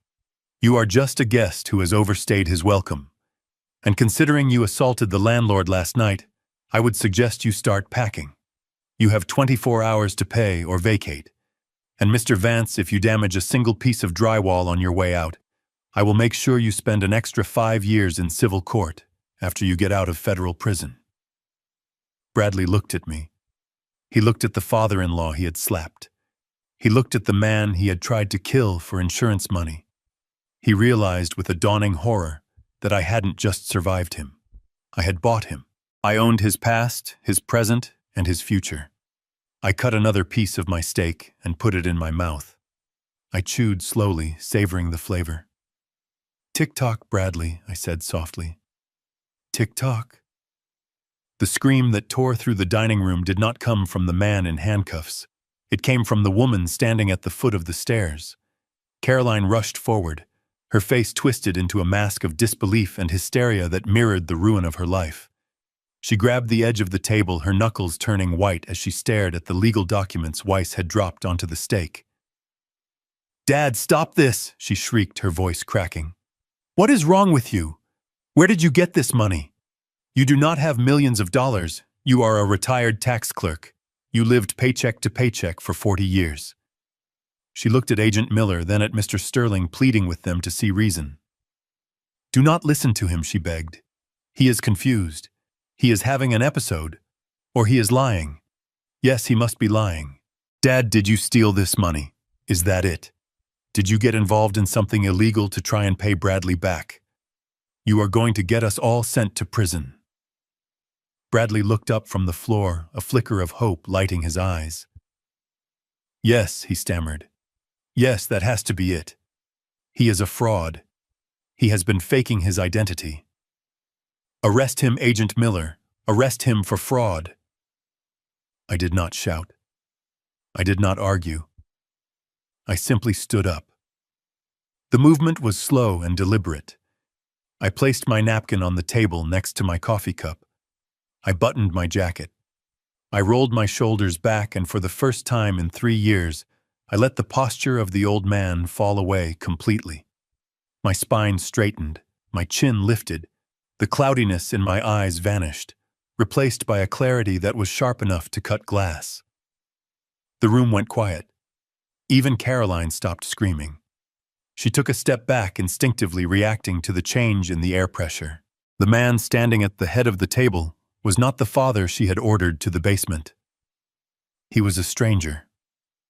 "I am not a tax clerk, Caroline," I said, my voice dropping an octave, resonating with a quiet, terrifying authority. "And I certainly did not steal a dime. I earned every single cent of that money catching people who did." I walked around the table. My footsteps were heavy and rhythmic on the hardwood. I stopped in front of her. I looked down at my daughter, and for the first time she saw the man I had been before I became her father. "You think I spent 40 years filing tax returns in a cubicle?" I asked softly. "You think I spent my life checking math on W-2 forms?" I laughed, a dry, humorless sound. "I was a senior forensic accountant for the IRS Special Crimes Division, Caroline. I was the man they called when the FBI could not follow the money. I was the man they sent in to audit the books of the Sinaloa cartel's shell companies in Miami. I was the man who seized the assets of the Gambino crime family when they thought their offshore trusts were untouchable." I pointed a finger at Bradley, who was cowering against the sideboard. "Your husband thinks he is a criminal," I said with dripping contempt. "He thinks because he stole $80,000 from a corporate escrow account and gambled it away on a website that he is a player. He is a child. He is a gnat. I have taken down men who would use Bradley as a toothpick. I have dismantled organizations that moved more money in an hour than Bradley will earn in 10 lifetimes." I turned back to Caroline. "You asked where the money came from. It came from performance bonuses. It came from hazardous duty pay. It came from the settlements of qui tam lawsuits where I exposed billions in corporate fraud. I invested it quietly. I lived simply because in my line of work, flashing money gets you killed.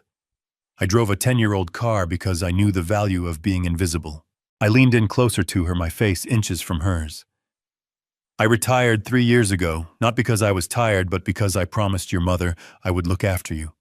I sold my house and moved into this hellhole because I thought you needed help. I let you treat me like a servant because I thought it would bring you peace. I let your husband disrespect me because I thought he was just stressed. But last night I continued, my voice hardening into steel. He touched me. He put his hands on me. And in that moment, he stopped being family. He became a target. And Caroline, I never miss a target." I looked at Agent Miller. "Tell them, Tom. Tell them who I am." Miller stood up. He looked at Bradley with pity. "He is telling the truth," Kid Miller said. "Gus Blackwood is a legend at the Bureau. We used to call him the Auditor. When Gus showed up with his briefcase, grown men would cry. He wasn't just an accountant. He was the end of the line."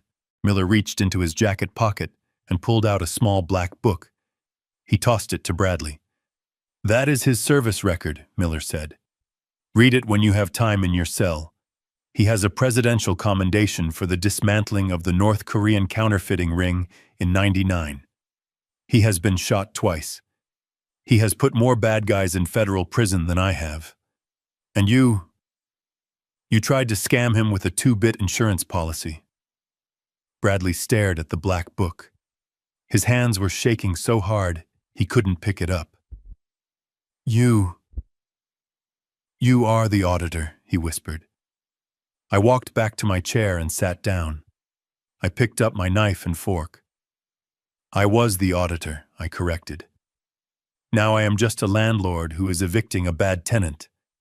And I am a father who is very disappointed in his investment." Caroline sank into a chair, her legs giving out. She looked at me with wide, terrified eyes, seeing me for the first time. The illusion of her superiority had shattered. She wasn't the benevolent daughter taking care of a senile old man. She was the foolish child who had been sitting on a dragon's hoard, treating the dragon like a pet dog. "So, no, Caroline," I said, cutting another piece of steak. "I am not a fraud. I am the most real thing in this house. And right now I am the only thing standing between you and the street. So I suggest you stop screaming and start thinking very carefully about whose side you are on. Because the man in the handcuffs is already gone. The only question left is whether you are going with him. The dining room felt smaller suddenly, as if the violence had sucked the air out of the space.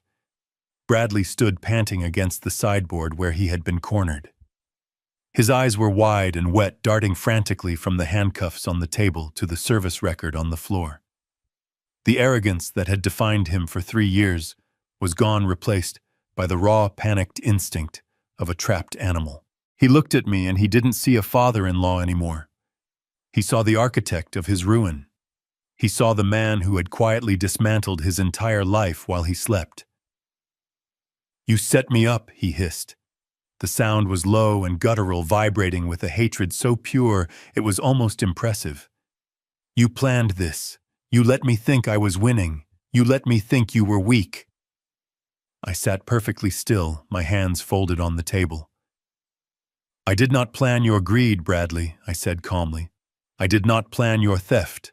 I merely audited the results. That was the spark." The reality of his situation, the sheer weight of the prison sentence hanging over him, snapped the last tether of his sanity. He let out a scream that wasn't human. It was a howl of pure, impotent rage. "I will kill you!" he shrieked. He lunged. He didn't go for the door. He didn't run for freedom. He went for the silver steak knife sitting next to his empty plate. The knife I had sharpened myself just hours ago.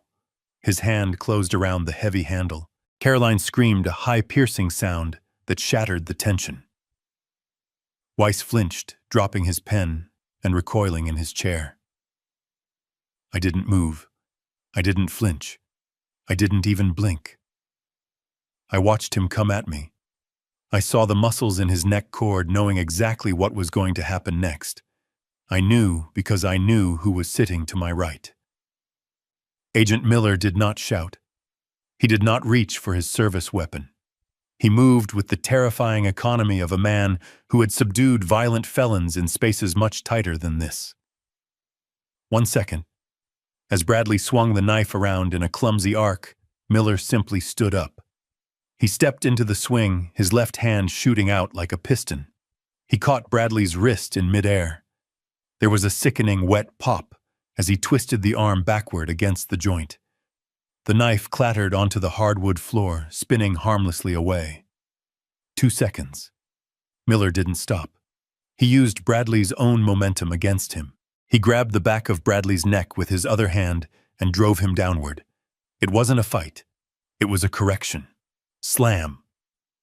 Bradley's face hit the solid oak table with a sound like a melon dropping from a roof. The impact shook the silverware. The crystal glasses chimed. The champagne bucket wobbled. Silence rushed back into the room, instant and absolute. Bradley lay pinned against the table, his arm twisted painfully behind his back. Miller's weight holding him down like an anvil. His face was pressed flat against the wood. His right cheek was smashed against the cold surface right next to the blue legal folder Weiss had dropped there moments ago. The notice of acceleration. It was a perfect tableau. On one side, the face of the man who thought he was untouchable, now mashed and bleeding. On the other side, the document that proved he owned nothing. His nose was less than an inch from the figure $480,000. He was forced to stare at his debt at close range. Miller leaned down, his mouth close to Bradley's ear. "That was a mistake, son," Miller said, his voice devoid of anger, just weary and professional. "Attempted murder of a federal witness. Assault with a deadly weapon on a federal agent. You just graduated from a minimum security camp to a maximum security penitentiary." Bradley groaned. A bubble of blood formed at his nostril. He tried to speak, but his mouth was pressed against the table. "Please," he whimpered. I picked up my coffee cup. I took a slow, deliberate sip. I looked at my son-in-law. I looked at the man who had terrorized my daughter, who had stolen my savings, who had tried to cut my brake lines. "You missed, Bradley," I said softly. "Just like you missed with the brakes. Just like you missed with the roast beef. You are sloppy, and sloppy men do not survive in my world." Miller hauled him up. He spun him around and slammed him back against the wall. He kicked Bradley's legs apart and ratcheted the handcuffs tight.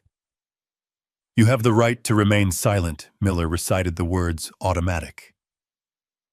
"But I highly suggest you start talking once we get downtown." Miller looked at me. "Are you okay, Gus?" I set the cup down. "I am fine, Tom. Just disappointed. I thought he would put up more of a fight." I looked at the table where Bradley's face had left a small smear of blood next to the contract. "Why get a cleaning crew in here once they are gone?" I said. "I don't want any stains on my table." The room was quiet save for the ragged breathing of the man in handcuffs. Bradley stood slumped against the wall where Miller had deposited him, his face a mask of blood and snot. He looked at Caroline, his eyes wide and pleading. He was trying to summon the ghost of his charm, trying to find the words that had manipulated her for a decade. "Caroline," he wheezed. "Baby, please. You know me. You know I would never hurt anyone. This is a misunderstanding. Your father is twisting things. He is jealous. He wants to separate us." Caroline looked at him. She was trembling. Her hands were clasped over her chest as if she were trying to hold herself together physically. I could see the conflict in her eyes, the desperate desire to believe him warring with the cold, hard reality of the handcuffs and the federal agents. She wanted to believe that her husband was just a victim of bad luck and a vindictive father. She wanted to believe that the love was real even if the money wasn't. I decided to kill that hope. It was the only way to save her. I reached into the inside pocket of my jacket. I pulled out a smaller envelope. It was not blue-backed legal paper this time. It was white, plain, and deadly. I walked over to Caroline. I stood in front of her, blocking her view of her husband. "You think he did this for you?" I asked softly. "You think he stole the money and took the risks because he wanted to give you a good life? You think he was just a desperate man trying to provide for his family?" She looked at me, tears streaming down her face. "He loves me, Dad. He made mistakes, but he loves me." I opened the envelope. I pulled out a stack of photographs, high resolution, taken by a private investigator I had hired 3 months ago when the numbers in Bradley's accounts stopped adding up. I handed her the first photo. It showed Bradley sitting at a cafe table. He was laughing. His hand was resting on the hand of a woman who was definitely not Caroline.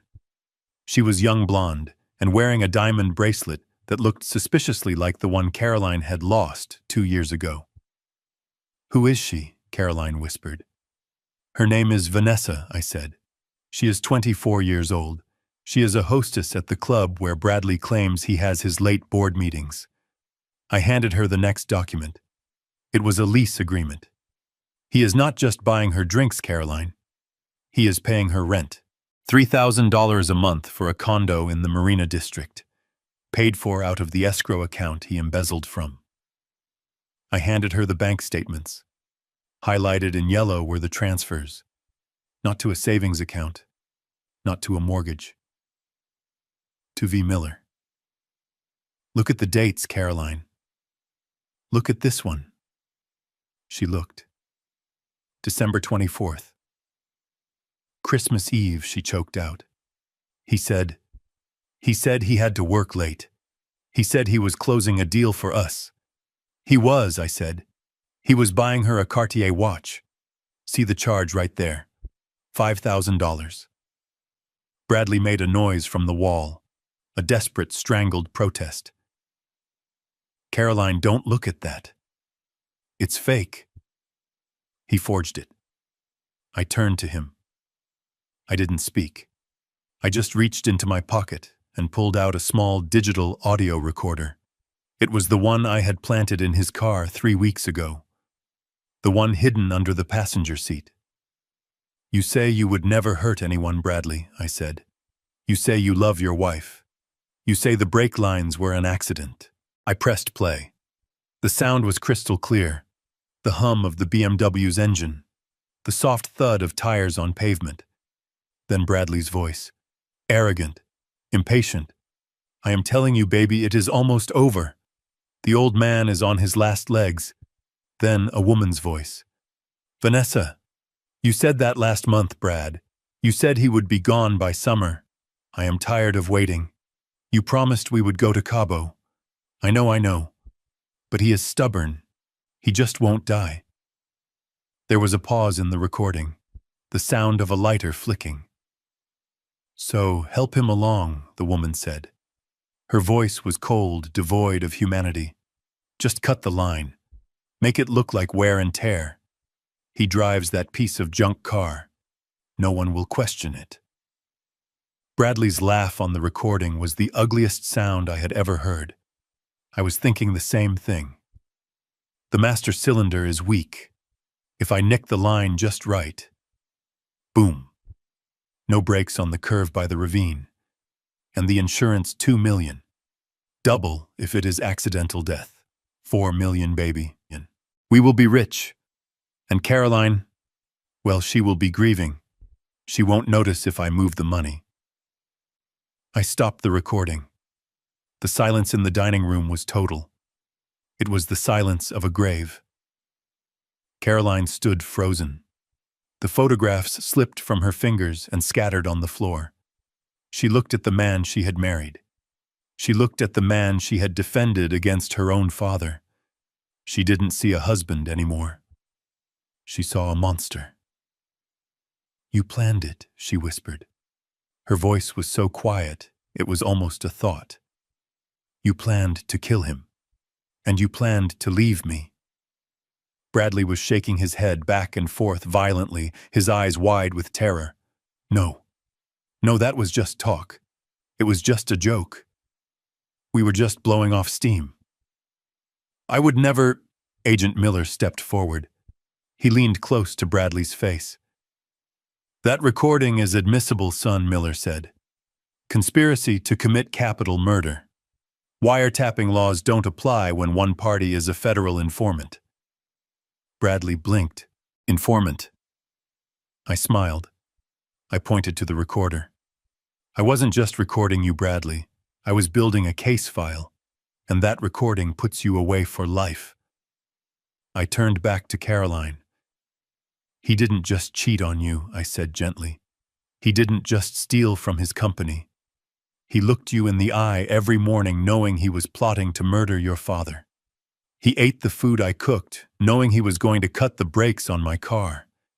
He isn't a man, Caroline. He is a parasite, and he has been feeding on you for 10 years. Caroline looked at the photos on the floor. She looked at the diamond bracelet on the other woman's wrist. She looked at the bruise on my face. She took a deep breath. A shudder ran through her body. And then something snapped. The fear in her eyes vanished, replaced by a cold, hard clarity that looked exactly like her mother.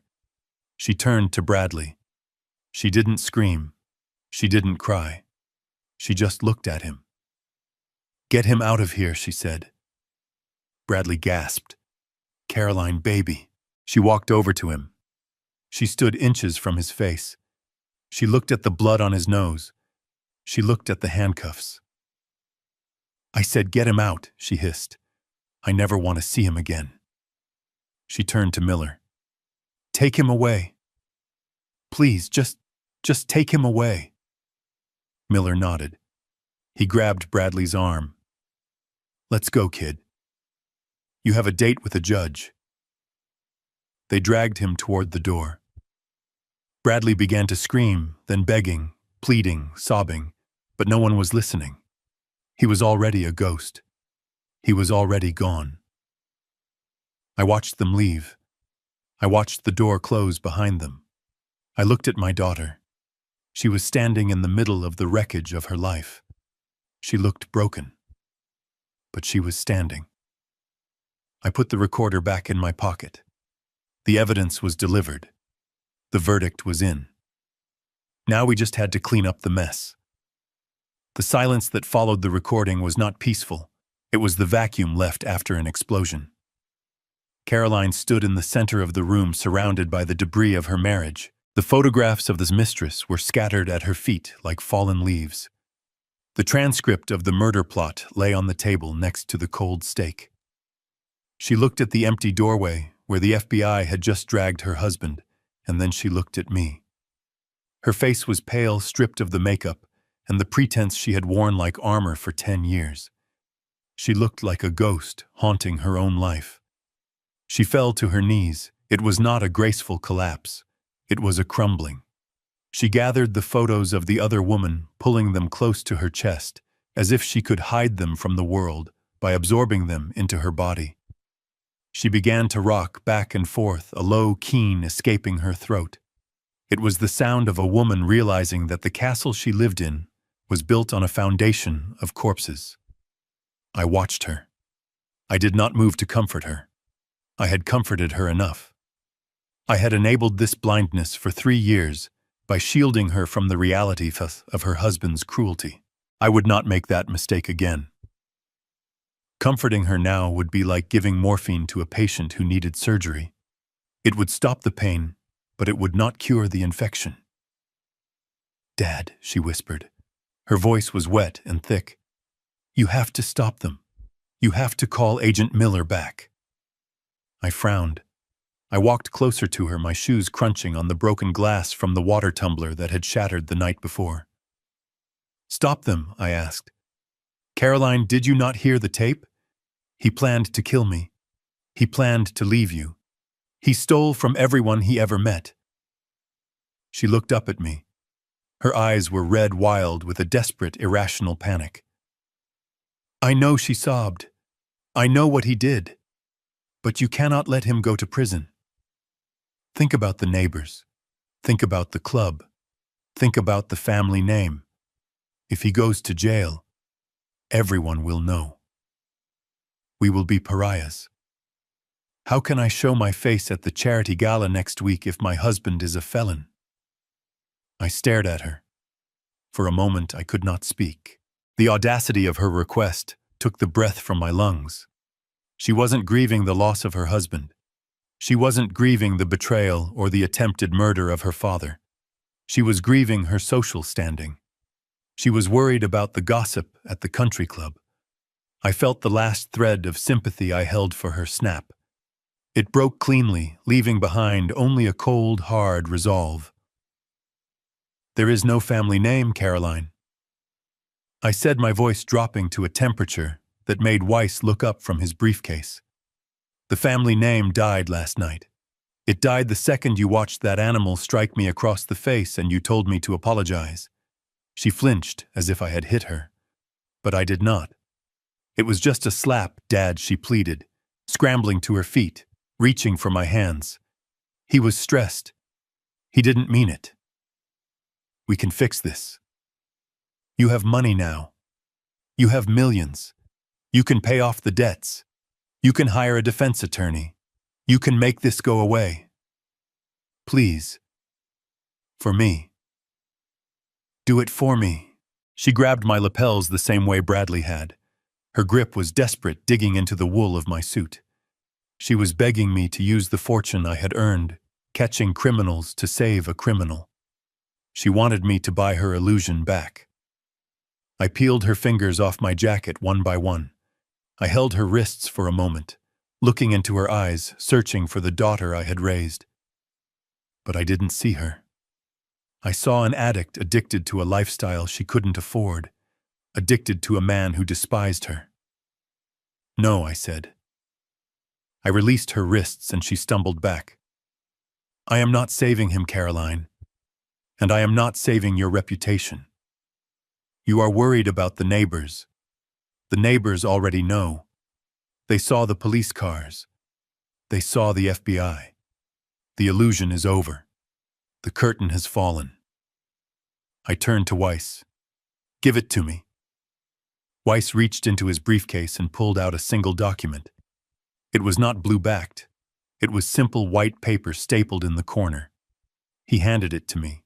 I threw it onto the table, on top of the notice of acceleration. "This is a divorce petition," I said. "Weiss drafted it this morning. It cites adultery, financial fraud, and cruelty. It grants you sole possession of nothing because you own nothing.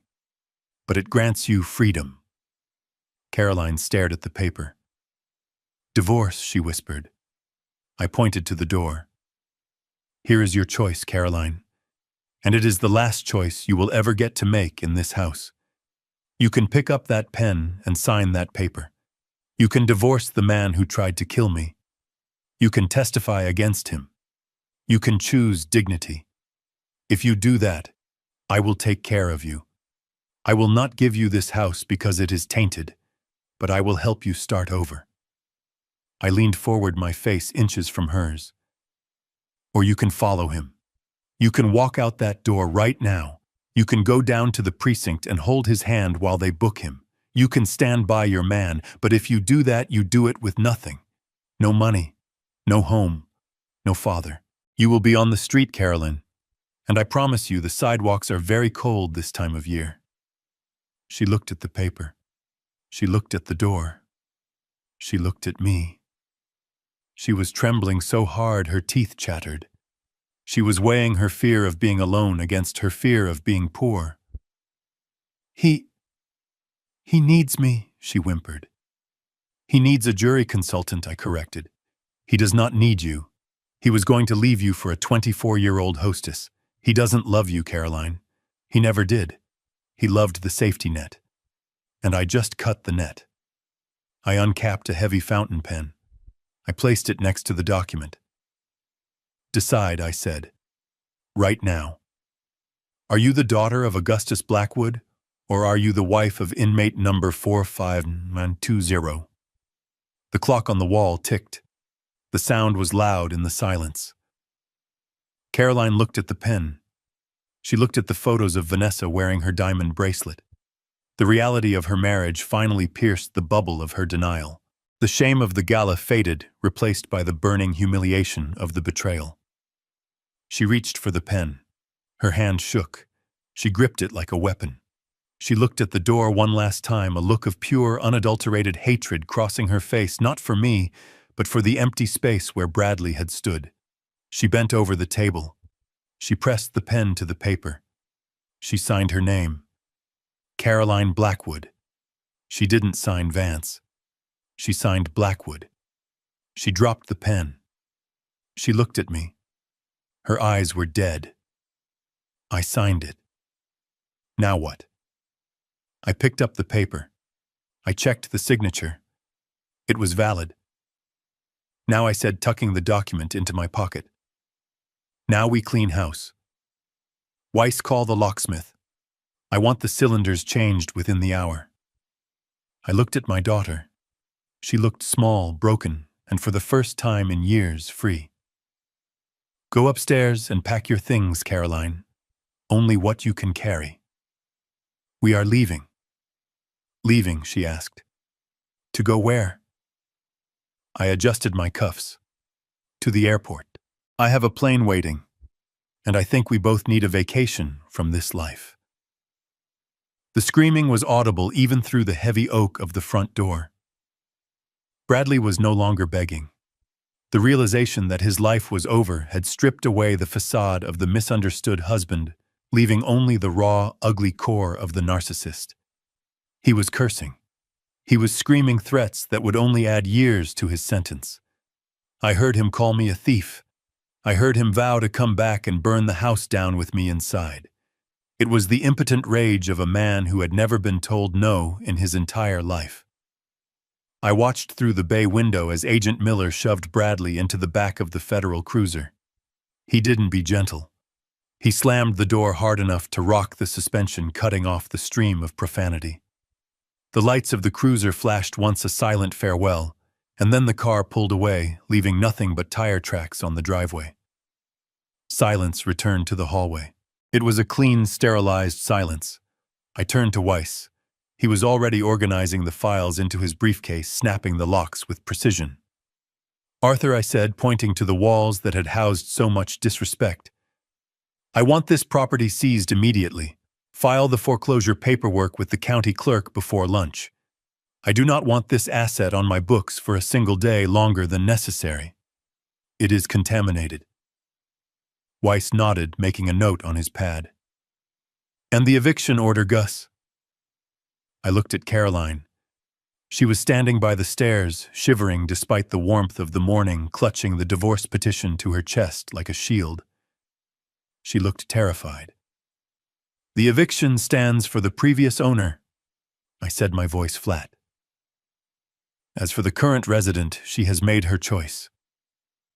I walked over to the window and pulled the curtain shut, blocking out the view of the neighborhood that had watched us fall. If she had hesitated, Arthur, I said loud enough for Caroline to hear, if she had not signed that paper 5 minutes ago, you would be putting her on the curb right now, along with his Italian suits. I would have left her here to wait for the sheriff. Caroline flinched. She needed to hear it. She needed to know how close she had come to the abyss. She needed to understand that my mercy had conditions, and she had met them by the skin of her teeth. But she signed, I continued. So she leaves with me. But the furniture, the electronics, the ridiculous espresso machine Bradley bought with stolen money, leave it all. I want the house emptied and sold as a distressed asset. Take the proceeds, Arthur, every single dime, and donate them to the shelter for victims of elder abuse downtown. I do not want a penny of this cursed place in my accounts. It is blood money. Weiss snapped his briefcase shut. Consider it done, Gus. I looked around the dining room one last time. The breakfast lay uneaten. The champagne was going flat. The chair Bradley had sat in was empty. It was a beautiful scene of destruction. Let us go, I said. The air in here is bad for my health. I walked down the driveway with a single leather valise in my hand. It was the same bag I had carried into the basement 3 years ago, containing the few scraps of dignity I was allowed to keep. Now it contained my life. The sun was high in the sky, bleaching the manicured lawn that I had mowed on my hands and knees just 2 days ago. I did not feel the warmth. I felt only the cool indifference of a man walking away from a burning building without a backward glance. At the curb, a black Lincoln town car idled its engine, a low purr of power. The driver, a man Weiss had vetted personally, stood by the open rear door. He did not look at my old suit or my bruised face. He looked at me with the deference due a man who writes the checks. I stopped. I looked across the street. Mrs. Higgins was standing on her porch, clutching her bathrobe tight against her chest. She was watching the spectacle, the police cars fading in the distance, the foreclosure sign Weiss was already planting in the yard. She looked terrified. Mrs. Higgins was 70 years old, a widow living on a pension that barely covered her heating bill. For 3 years she had watched Bradley scream at me in the driveway. And for 3 years she had waited until he left to sneak over to the fence, passing me foil-wrapped sandwiches and thermos cups of soup when she knew I hadn't eaten. She was the only soul in this zip code who had seen me as a human being. I walked over to her. She flinched as I approached, unsure of the stranger in the expensive suit. "Mr. Gus," she whispered. "Are you okay? Is that the FBI?" I smiled. It was the first genuine smile I had worn in a long time. "I am fine, Mrs. Higgins," I said. "I am just moving on." I reached into my pocket and pulled out a set of keys. They were for the sedan sitting in the driveway. The car with the repaired brake lines. The car Bradley had forced me to drive because he said it was all I deserved. It wasn't a luxury vehicle, but the engine was solid, and I had just put 4 new tires on it last week. "Here," I said, pressing the metal into her palm. She looked at the keys, then at the car. "Gus, I cannot take this. That is your car." "It is not my car," I corrected gently. "It is a car, and I do not need it where I am going. It has a full tank of gas, and the title is in the glove box signed over to bearer. Take it. Go see your grandkids in Ohio. You told me you missed them." Her eyes filled with tears. She gripped my hand, her skin paper thin and warm. "But why?" "Because you gave me tomato soup when I was hungry," I said. "And because you were the only one who didn't look away." I didn't wait for her thanks. I turned and walked back to the Lincoln. I slid into the leather interior, the scent of new car smell and air conditioning washing over me. Caroline was already inside, staring out the tinted window at the house she had lost. She was crying silently. "Drive," I said to the chauffeur. "Where to, sir?" he asked, meeting my eyes in the rearview mirror. "The airfield," I replied. As the car pulled away, gliding smoothly over the asphalt, I stared straight ahead. I did not look at the house. I did not look at the garden I had planted. I did not look at the basement window. That life was a skin I had shed. It was already dust. The sun over the Florida Keys does not just shine, it heals. It penetrates the old aches in my joints and burns away the lingering dampness of the basement in Seattle. I sat in the fighting chair on the aft deck of the Ledger, my 40-foot Hatteras watching the wake churn white against the turquoise water. The fishing rod bent into a perfect arch, the line singing against the tension of a tarpon that had decided to test my patience. It was an honest fight. The fish wanted to live. I wanted to catch it. There were no lies here, no hidden agendas, just physics and will. My satellite phone buzzed on the console next to my scotch. It was a jarring digital trill that cut through the sound of the wind and the waves. I ignored it for the first 3 rings, focusing on the reel gaining inches of line. But it persisted. I looked at the screen. Unknown number. I secured the rod in the holder and picked up the phone. "Hello," I said, my voice competing with the roar of the twin diesels. "Dad." The voice was thin, tinny, and broken. It was surrounded by the clatter of heavy ceramic and the hiss of industrial sprayers. It was Caroline. I did not ask how she got the number. Weiss probably gave it to her with strict instructions never to use it unless someone was dying. "Hello, Caroline," I said. I took a sip of my drink. The ice clinked softly. "Dad, please," she sobbed. "I cannot do this anymore. My hands are bleeding.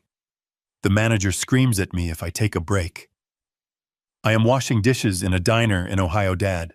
I am living in a motel room that smells like smoke." I looked out at the horizon where the ocean met the sky in a seamless line of blue. "And Bradley?" I asked.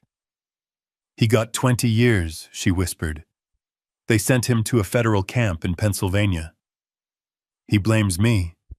He says I should have begged harder. He says I should have fixed it." I nodded slowly. He would say that. He never took responsibility for anything in his life. Why should prison be any different?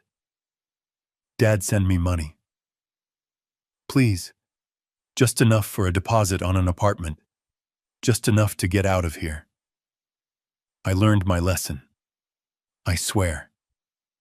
I know I was wrong. I know you were right. Just save me one last time. I listened to the background noise on the other end of the line. I heard a rough voice shout, "Order up," followed by the crash of a dropped plate. I heard my daughter flinch. I closed my eyes, feeling the sun on my face. For 35 years, I had been her shield. I had stood between her and the world, absorbing every blow, paying every bill, softening every edge. And in doing so, I had created a woman who could not stand on her own 2 feet. I had robbed her of her strength by giving her too much comfort. "I am not going to send you money, Caroline," I said. "But Dad, listen to me." I cut her off, my voice firm, but not angry. "Listen to the pain you are feeling right now. Feel the exhaustion in your back. Look at your raw hands. Do not run from it. That pain is the first real thing you have experienced in a decade." She went silent.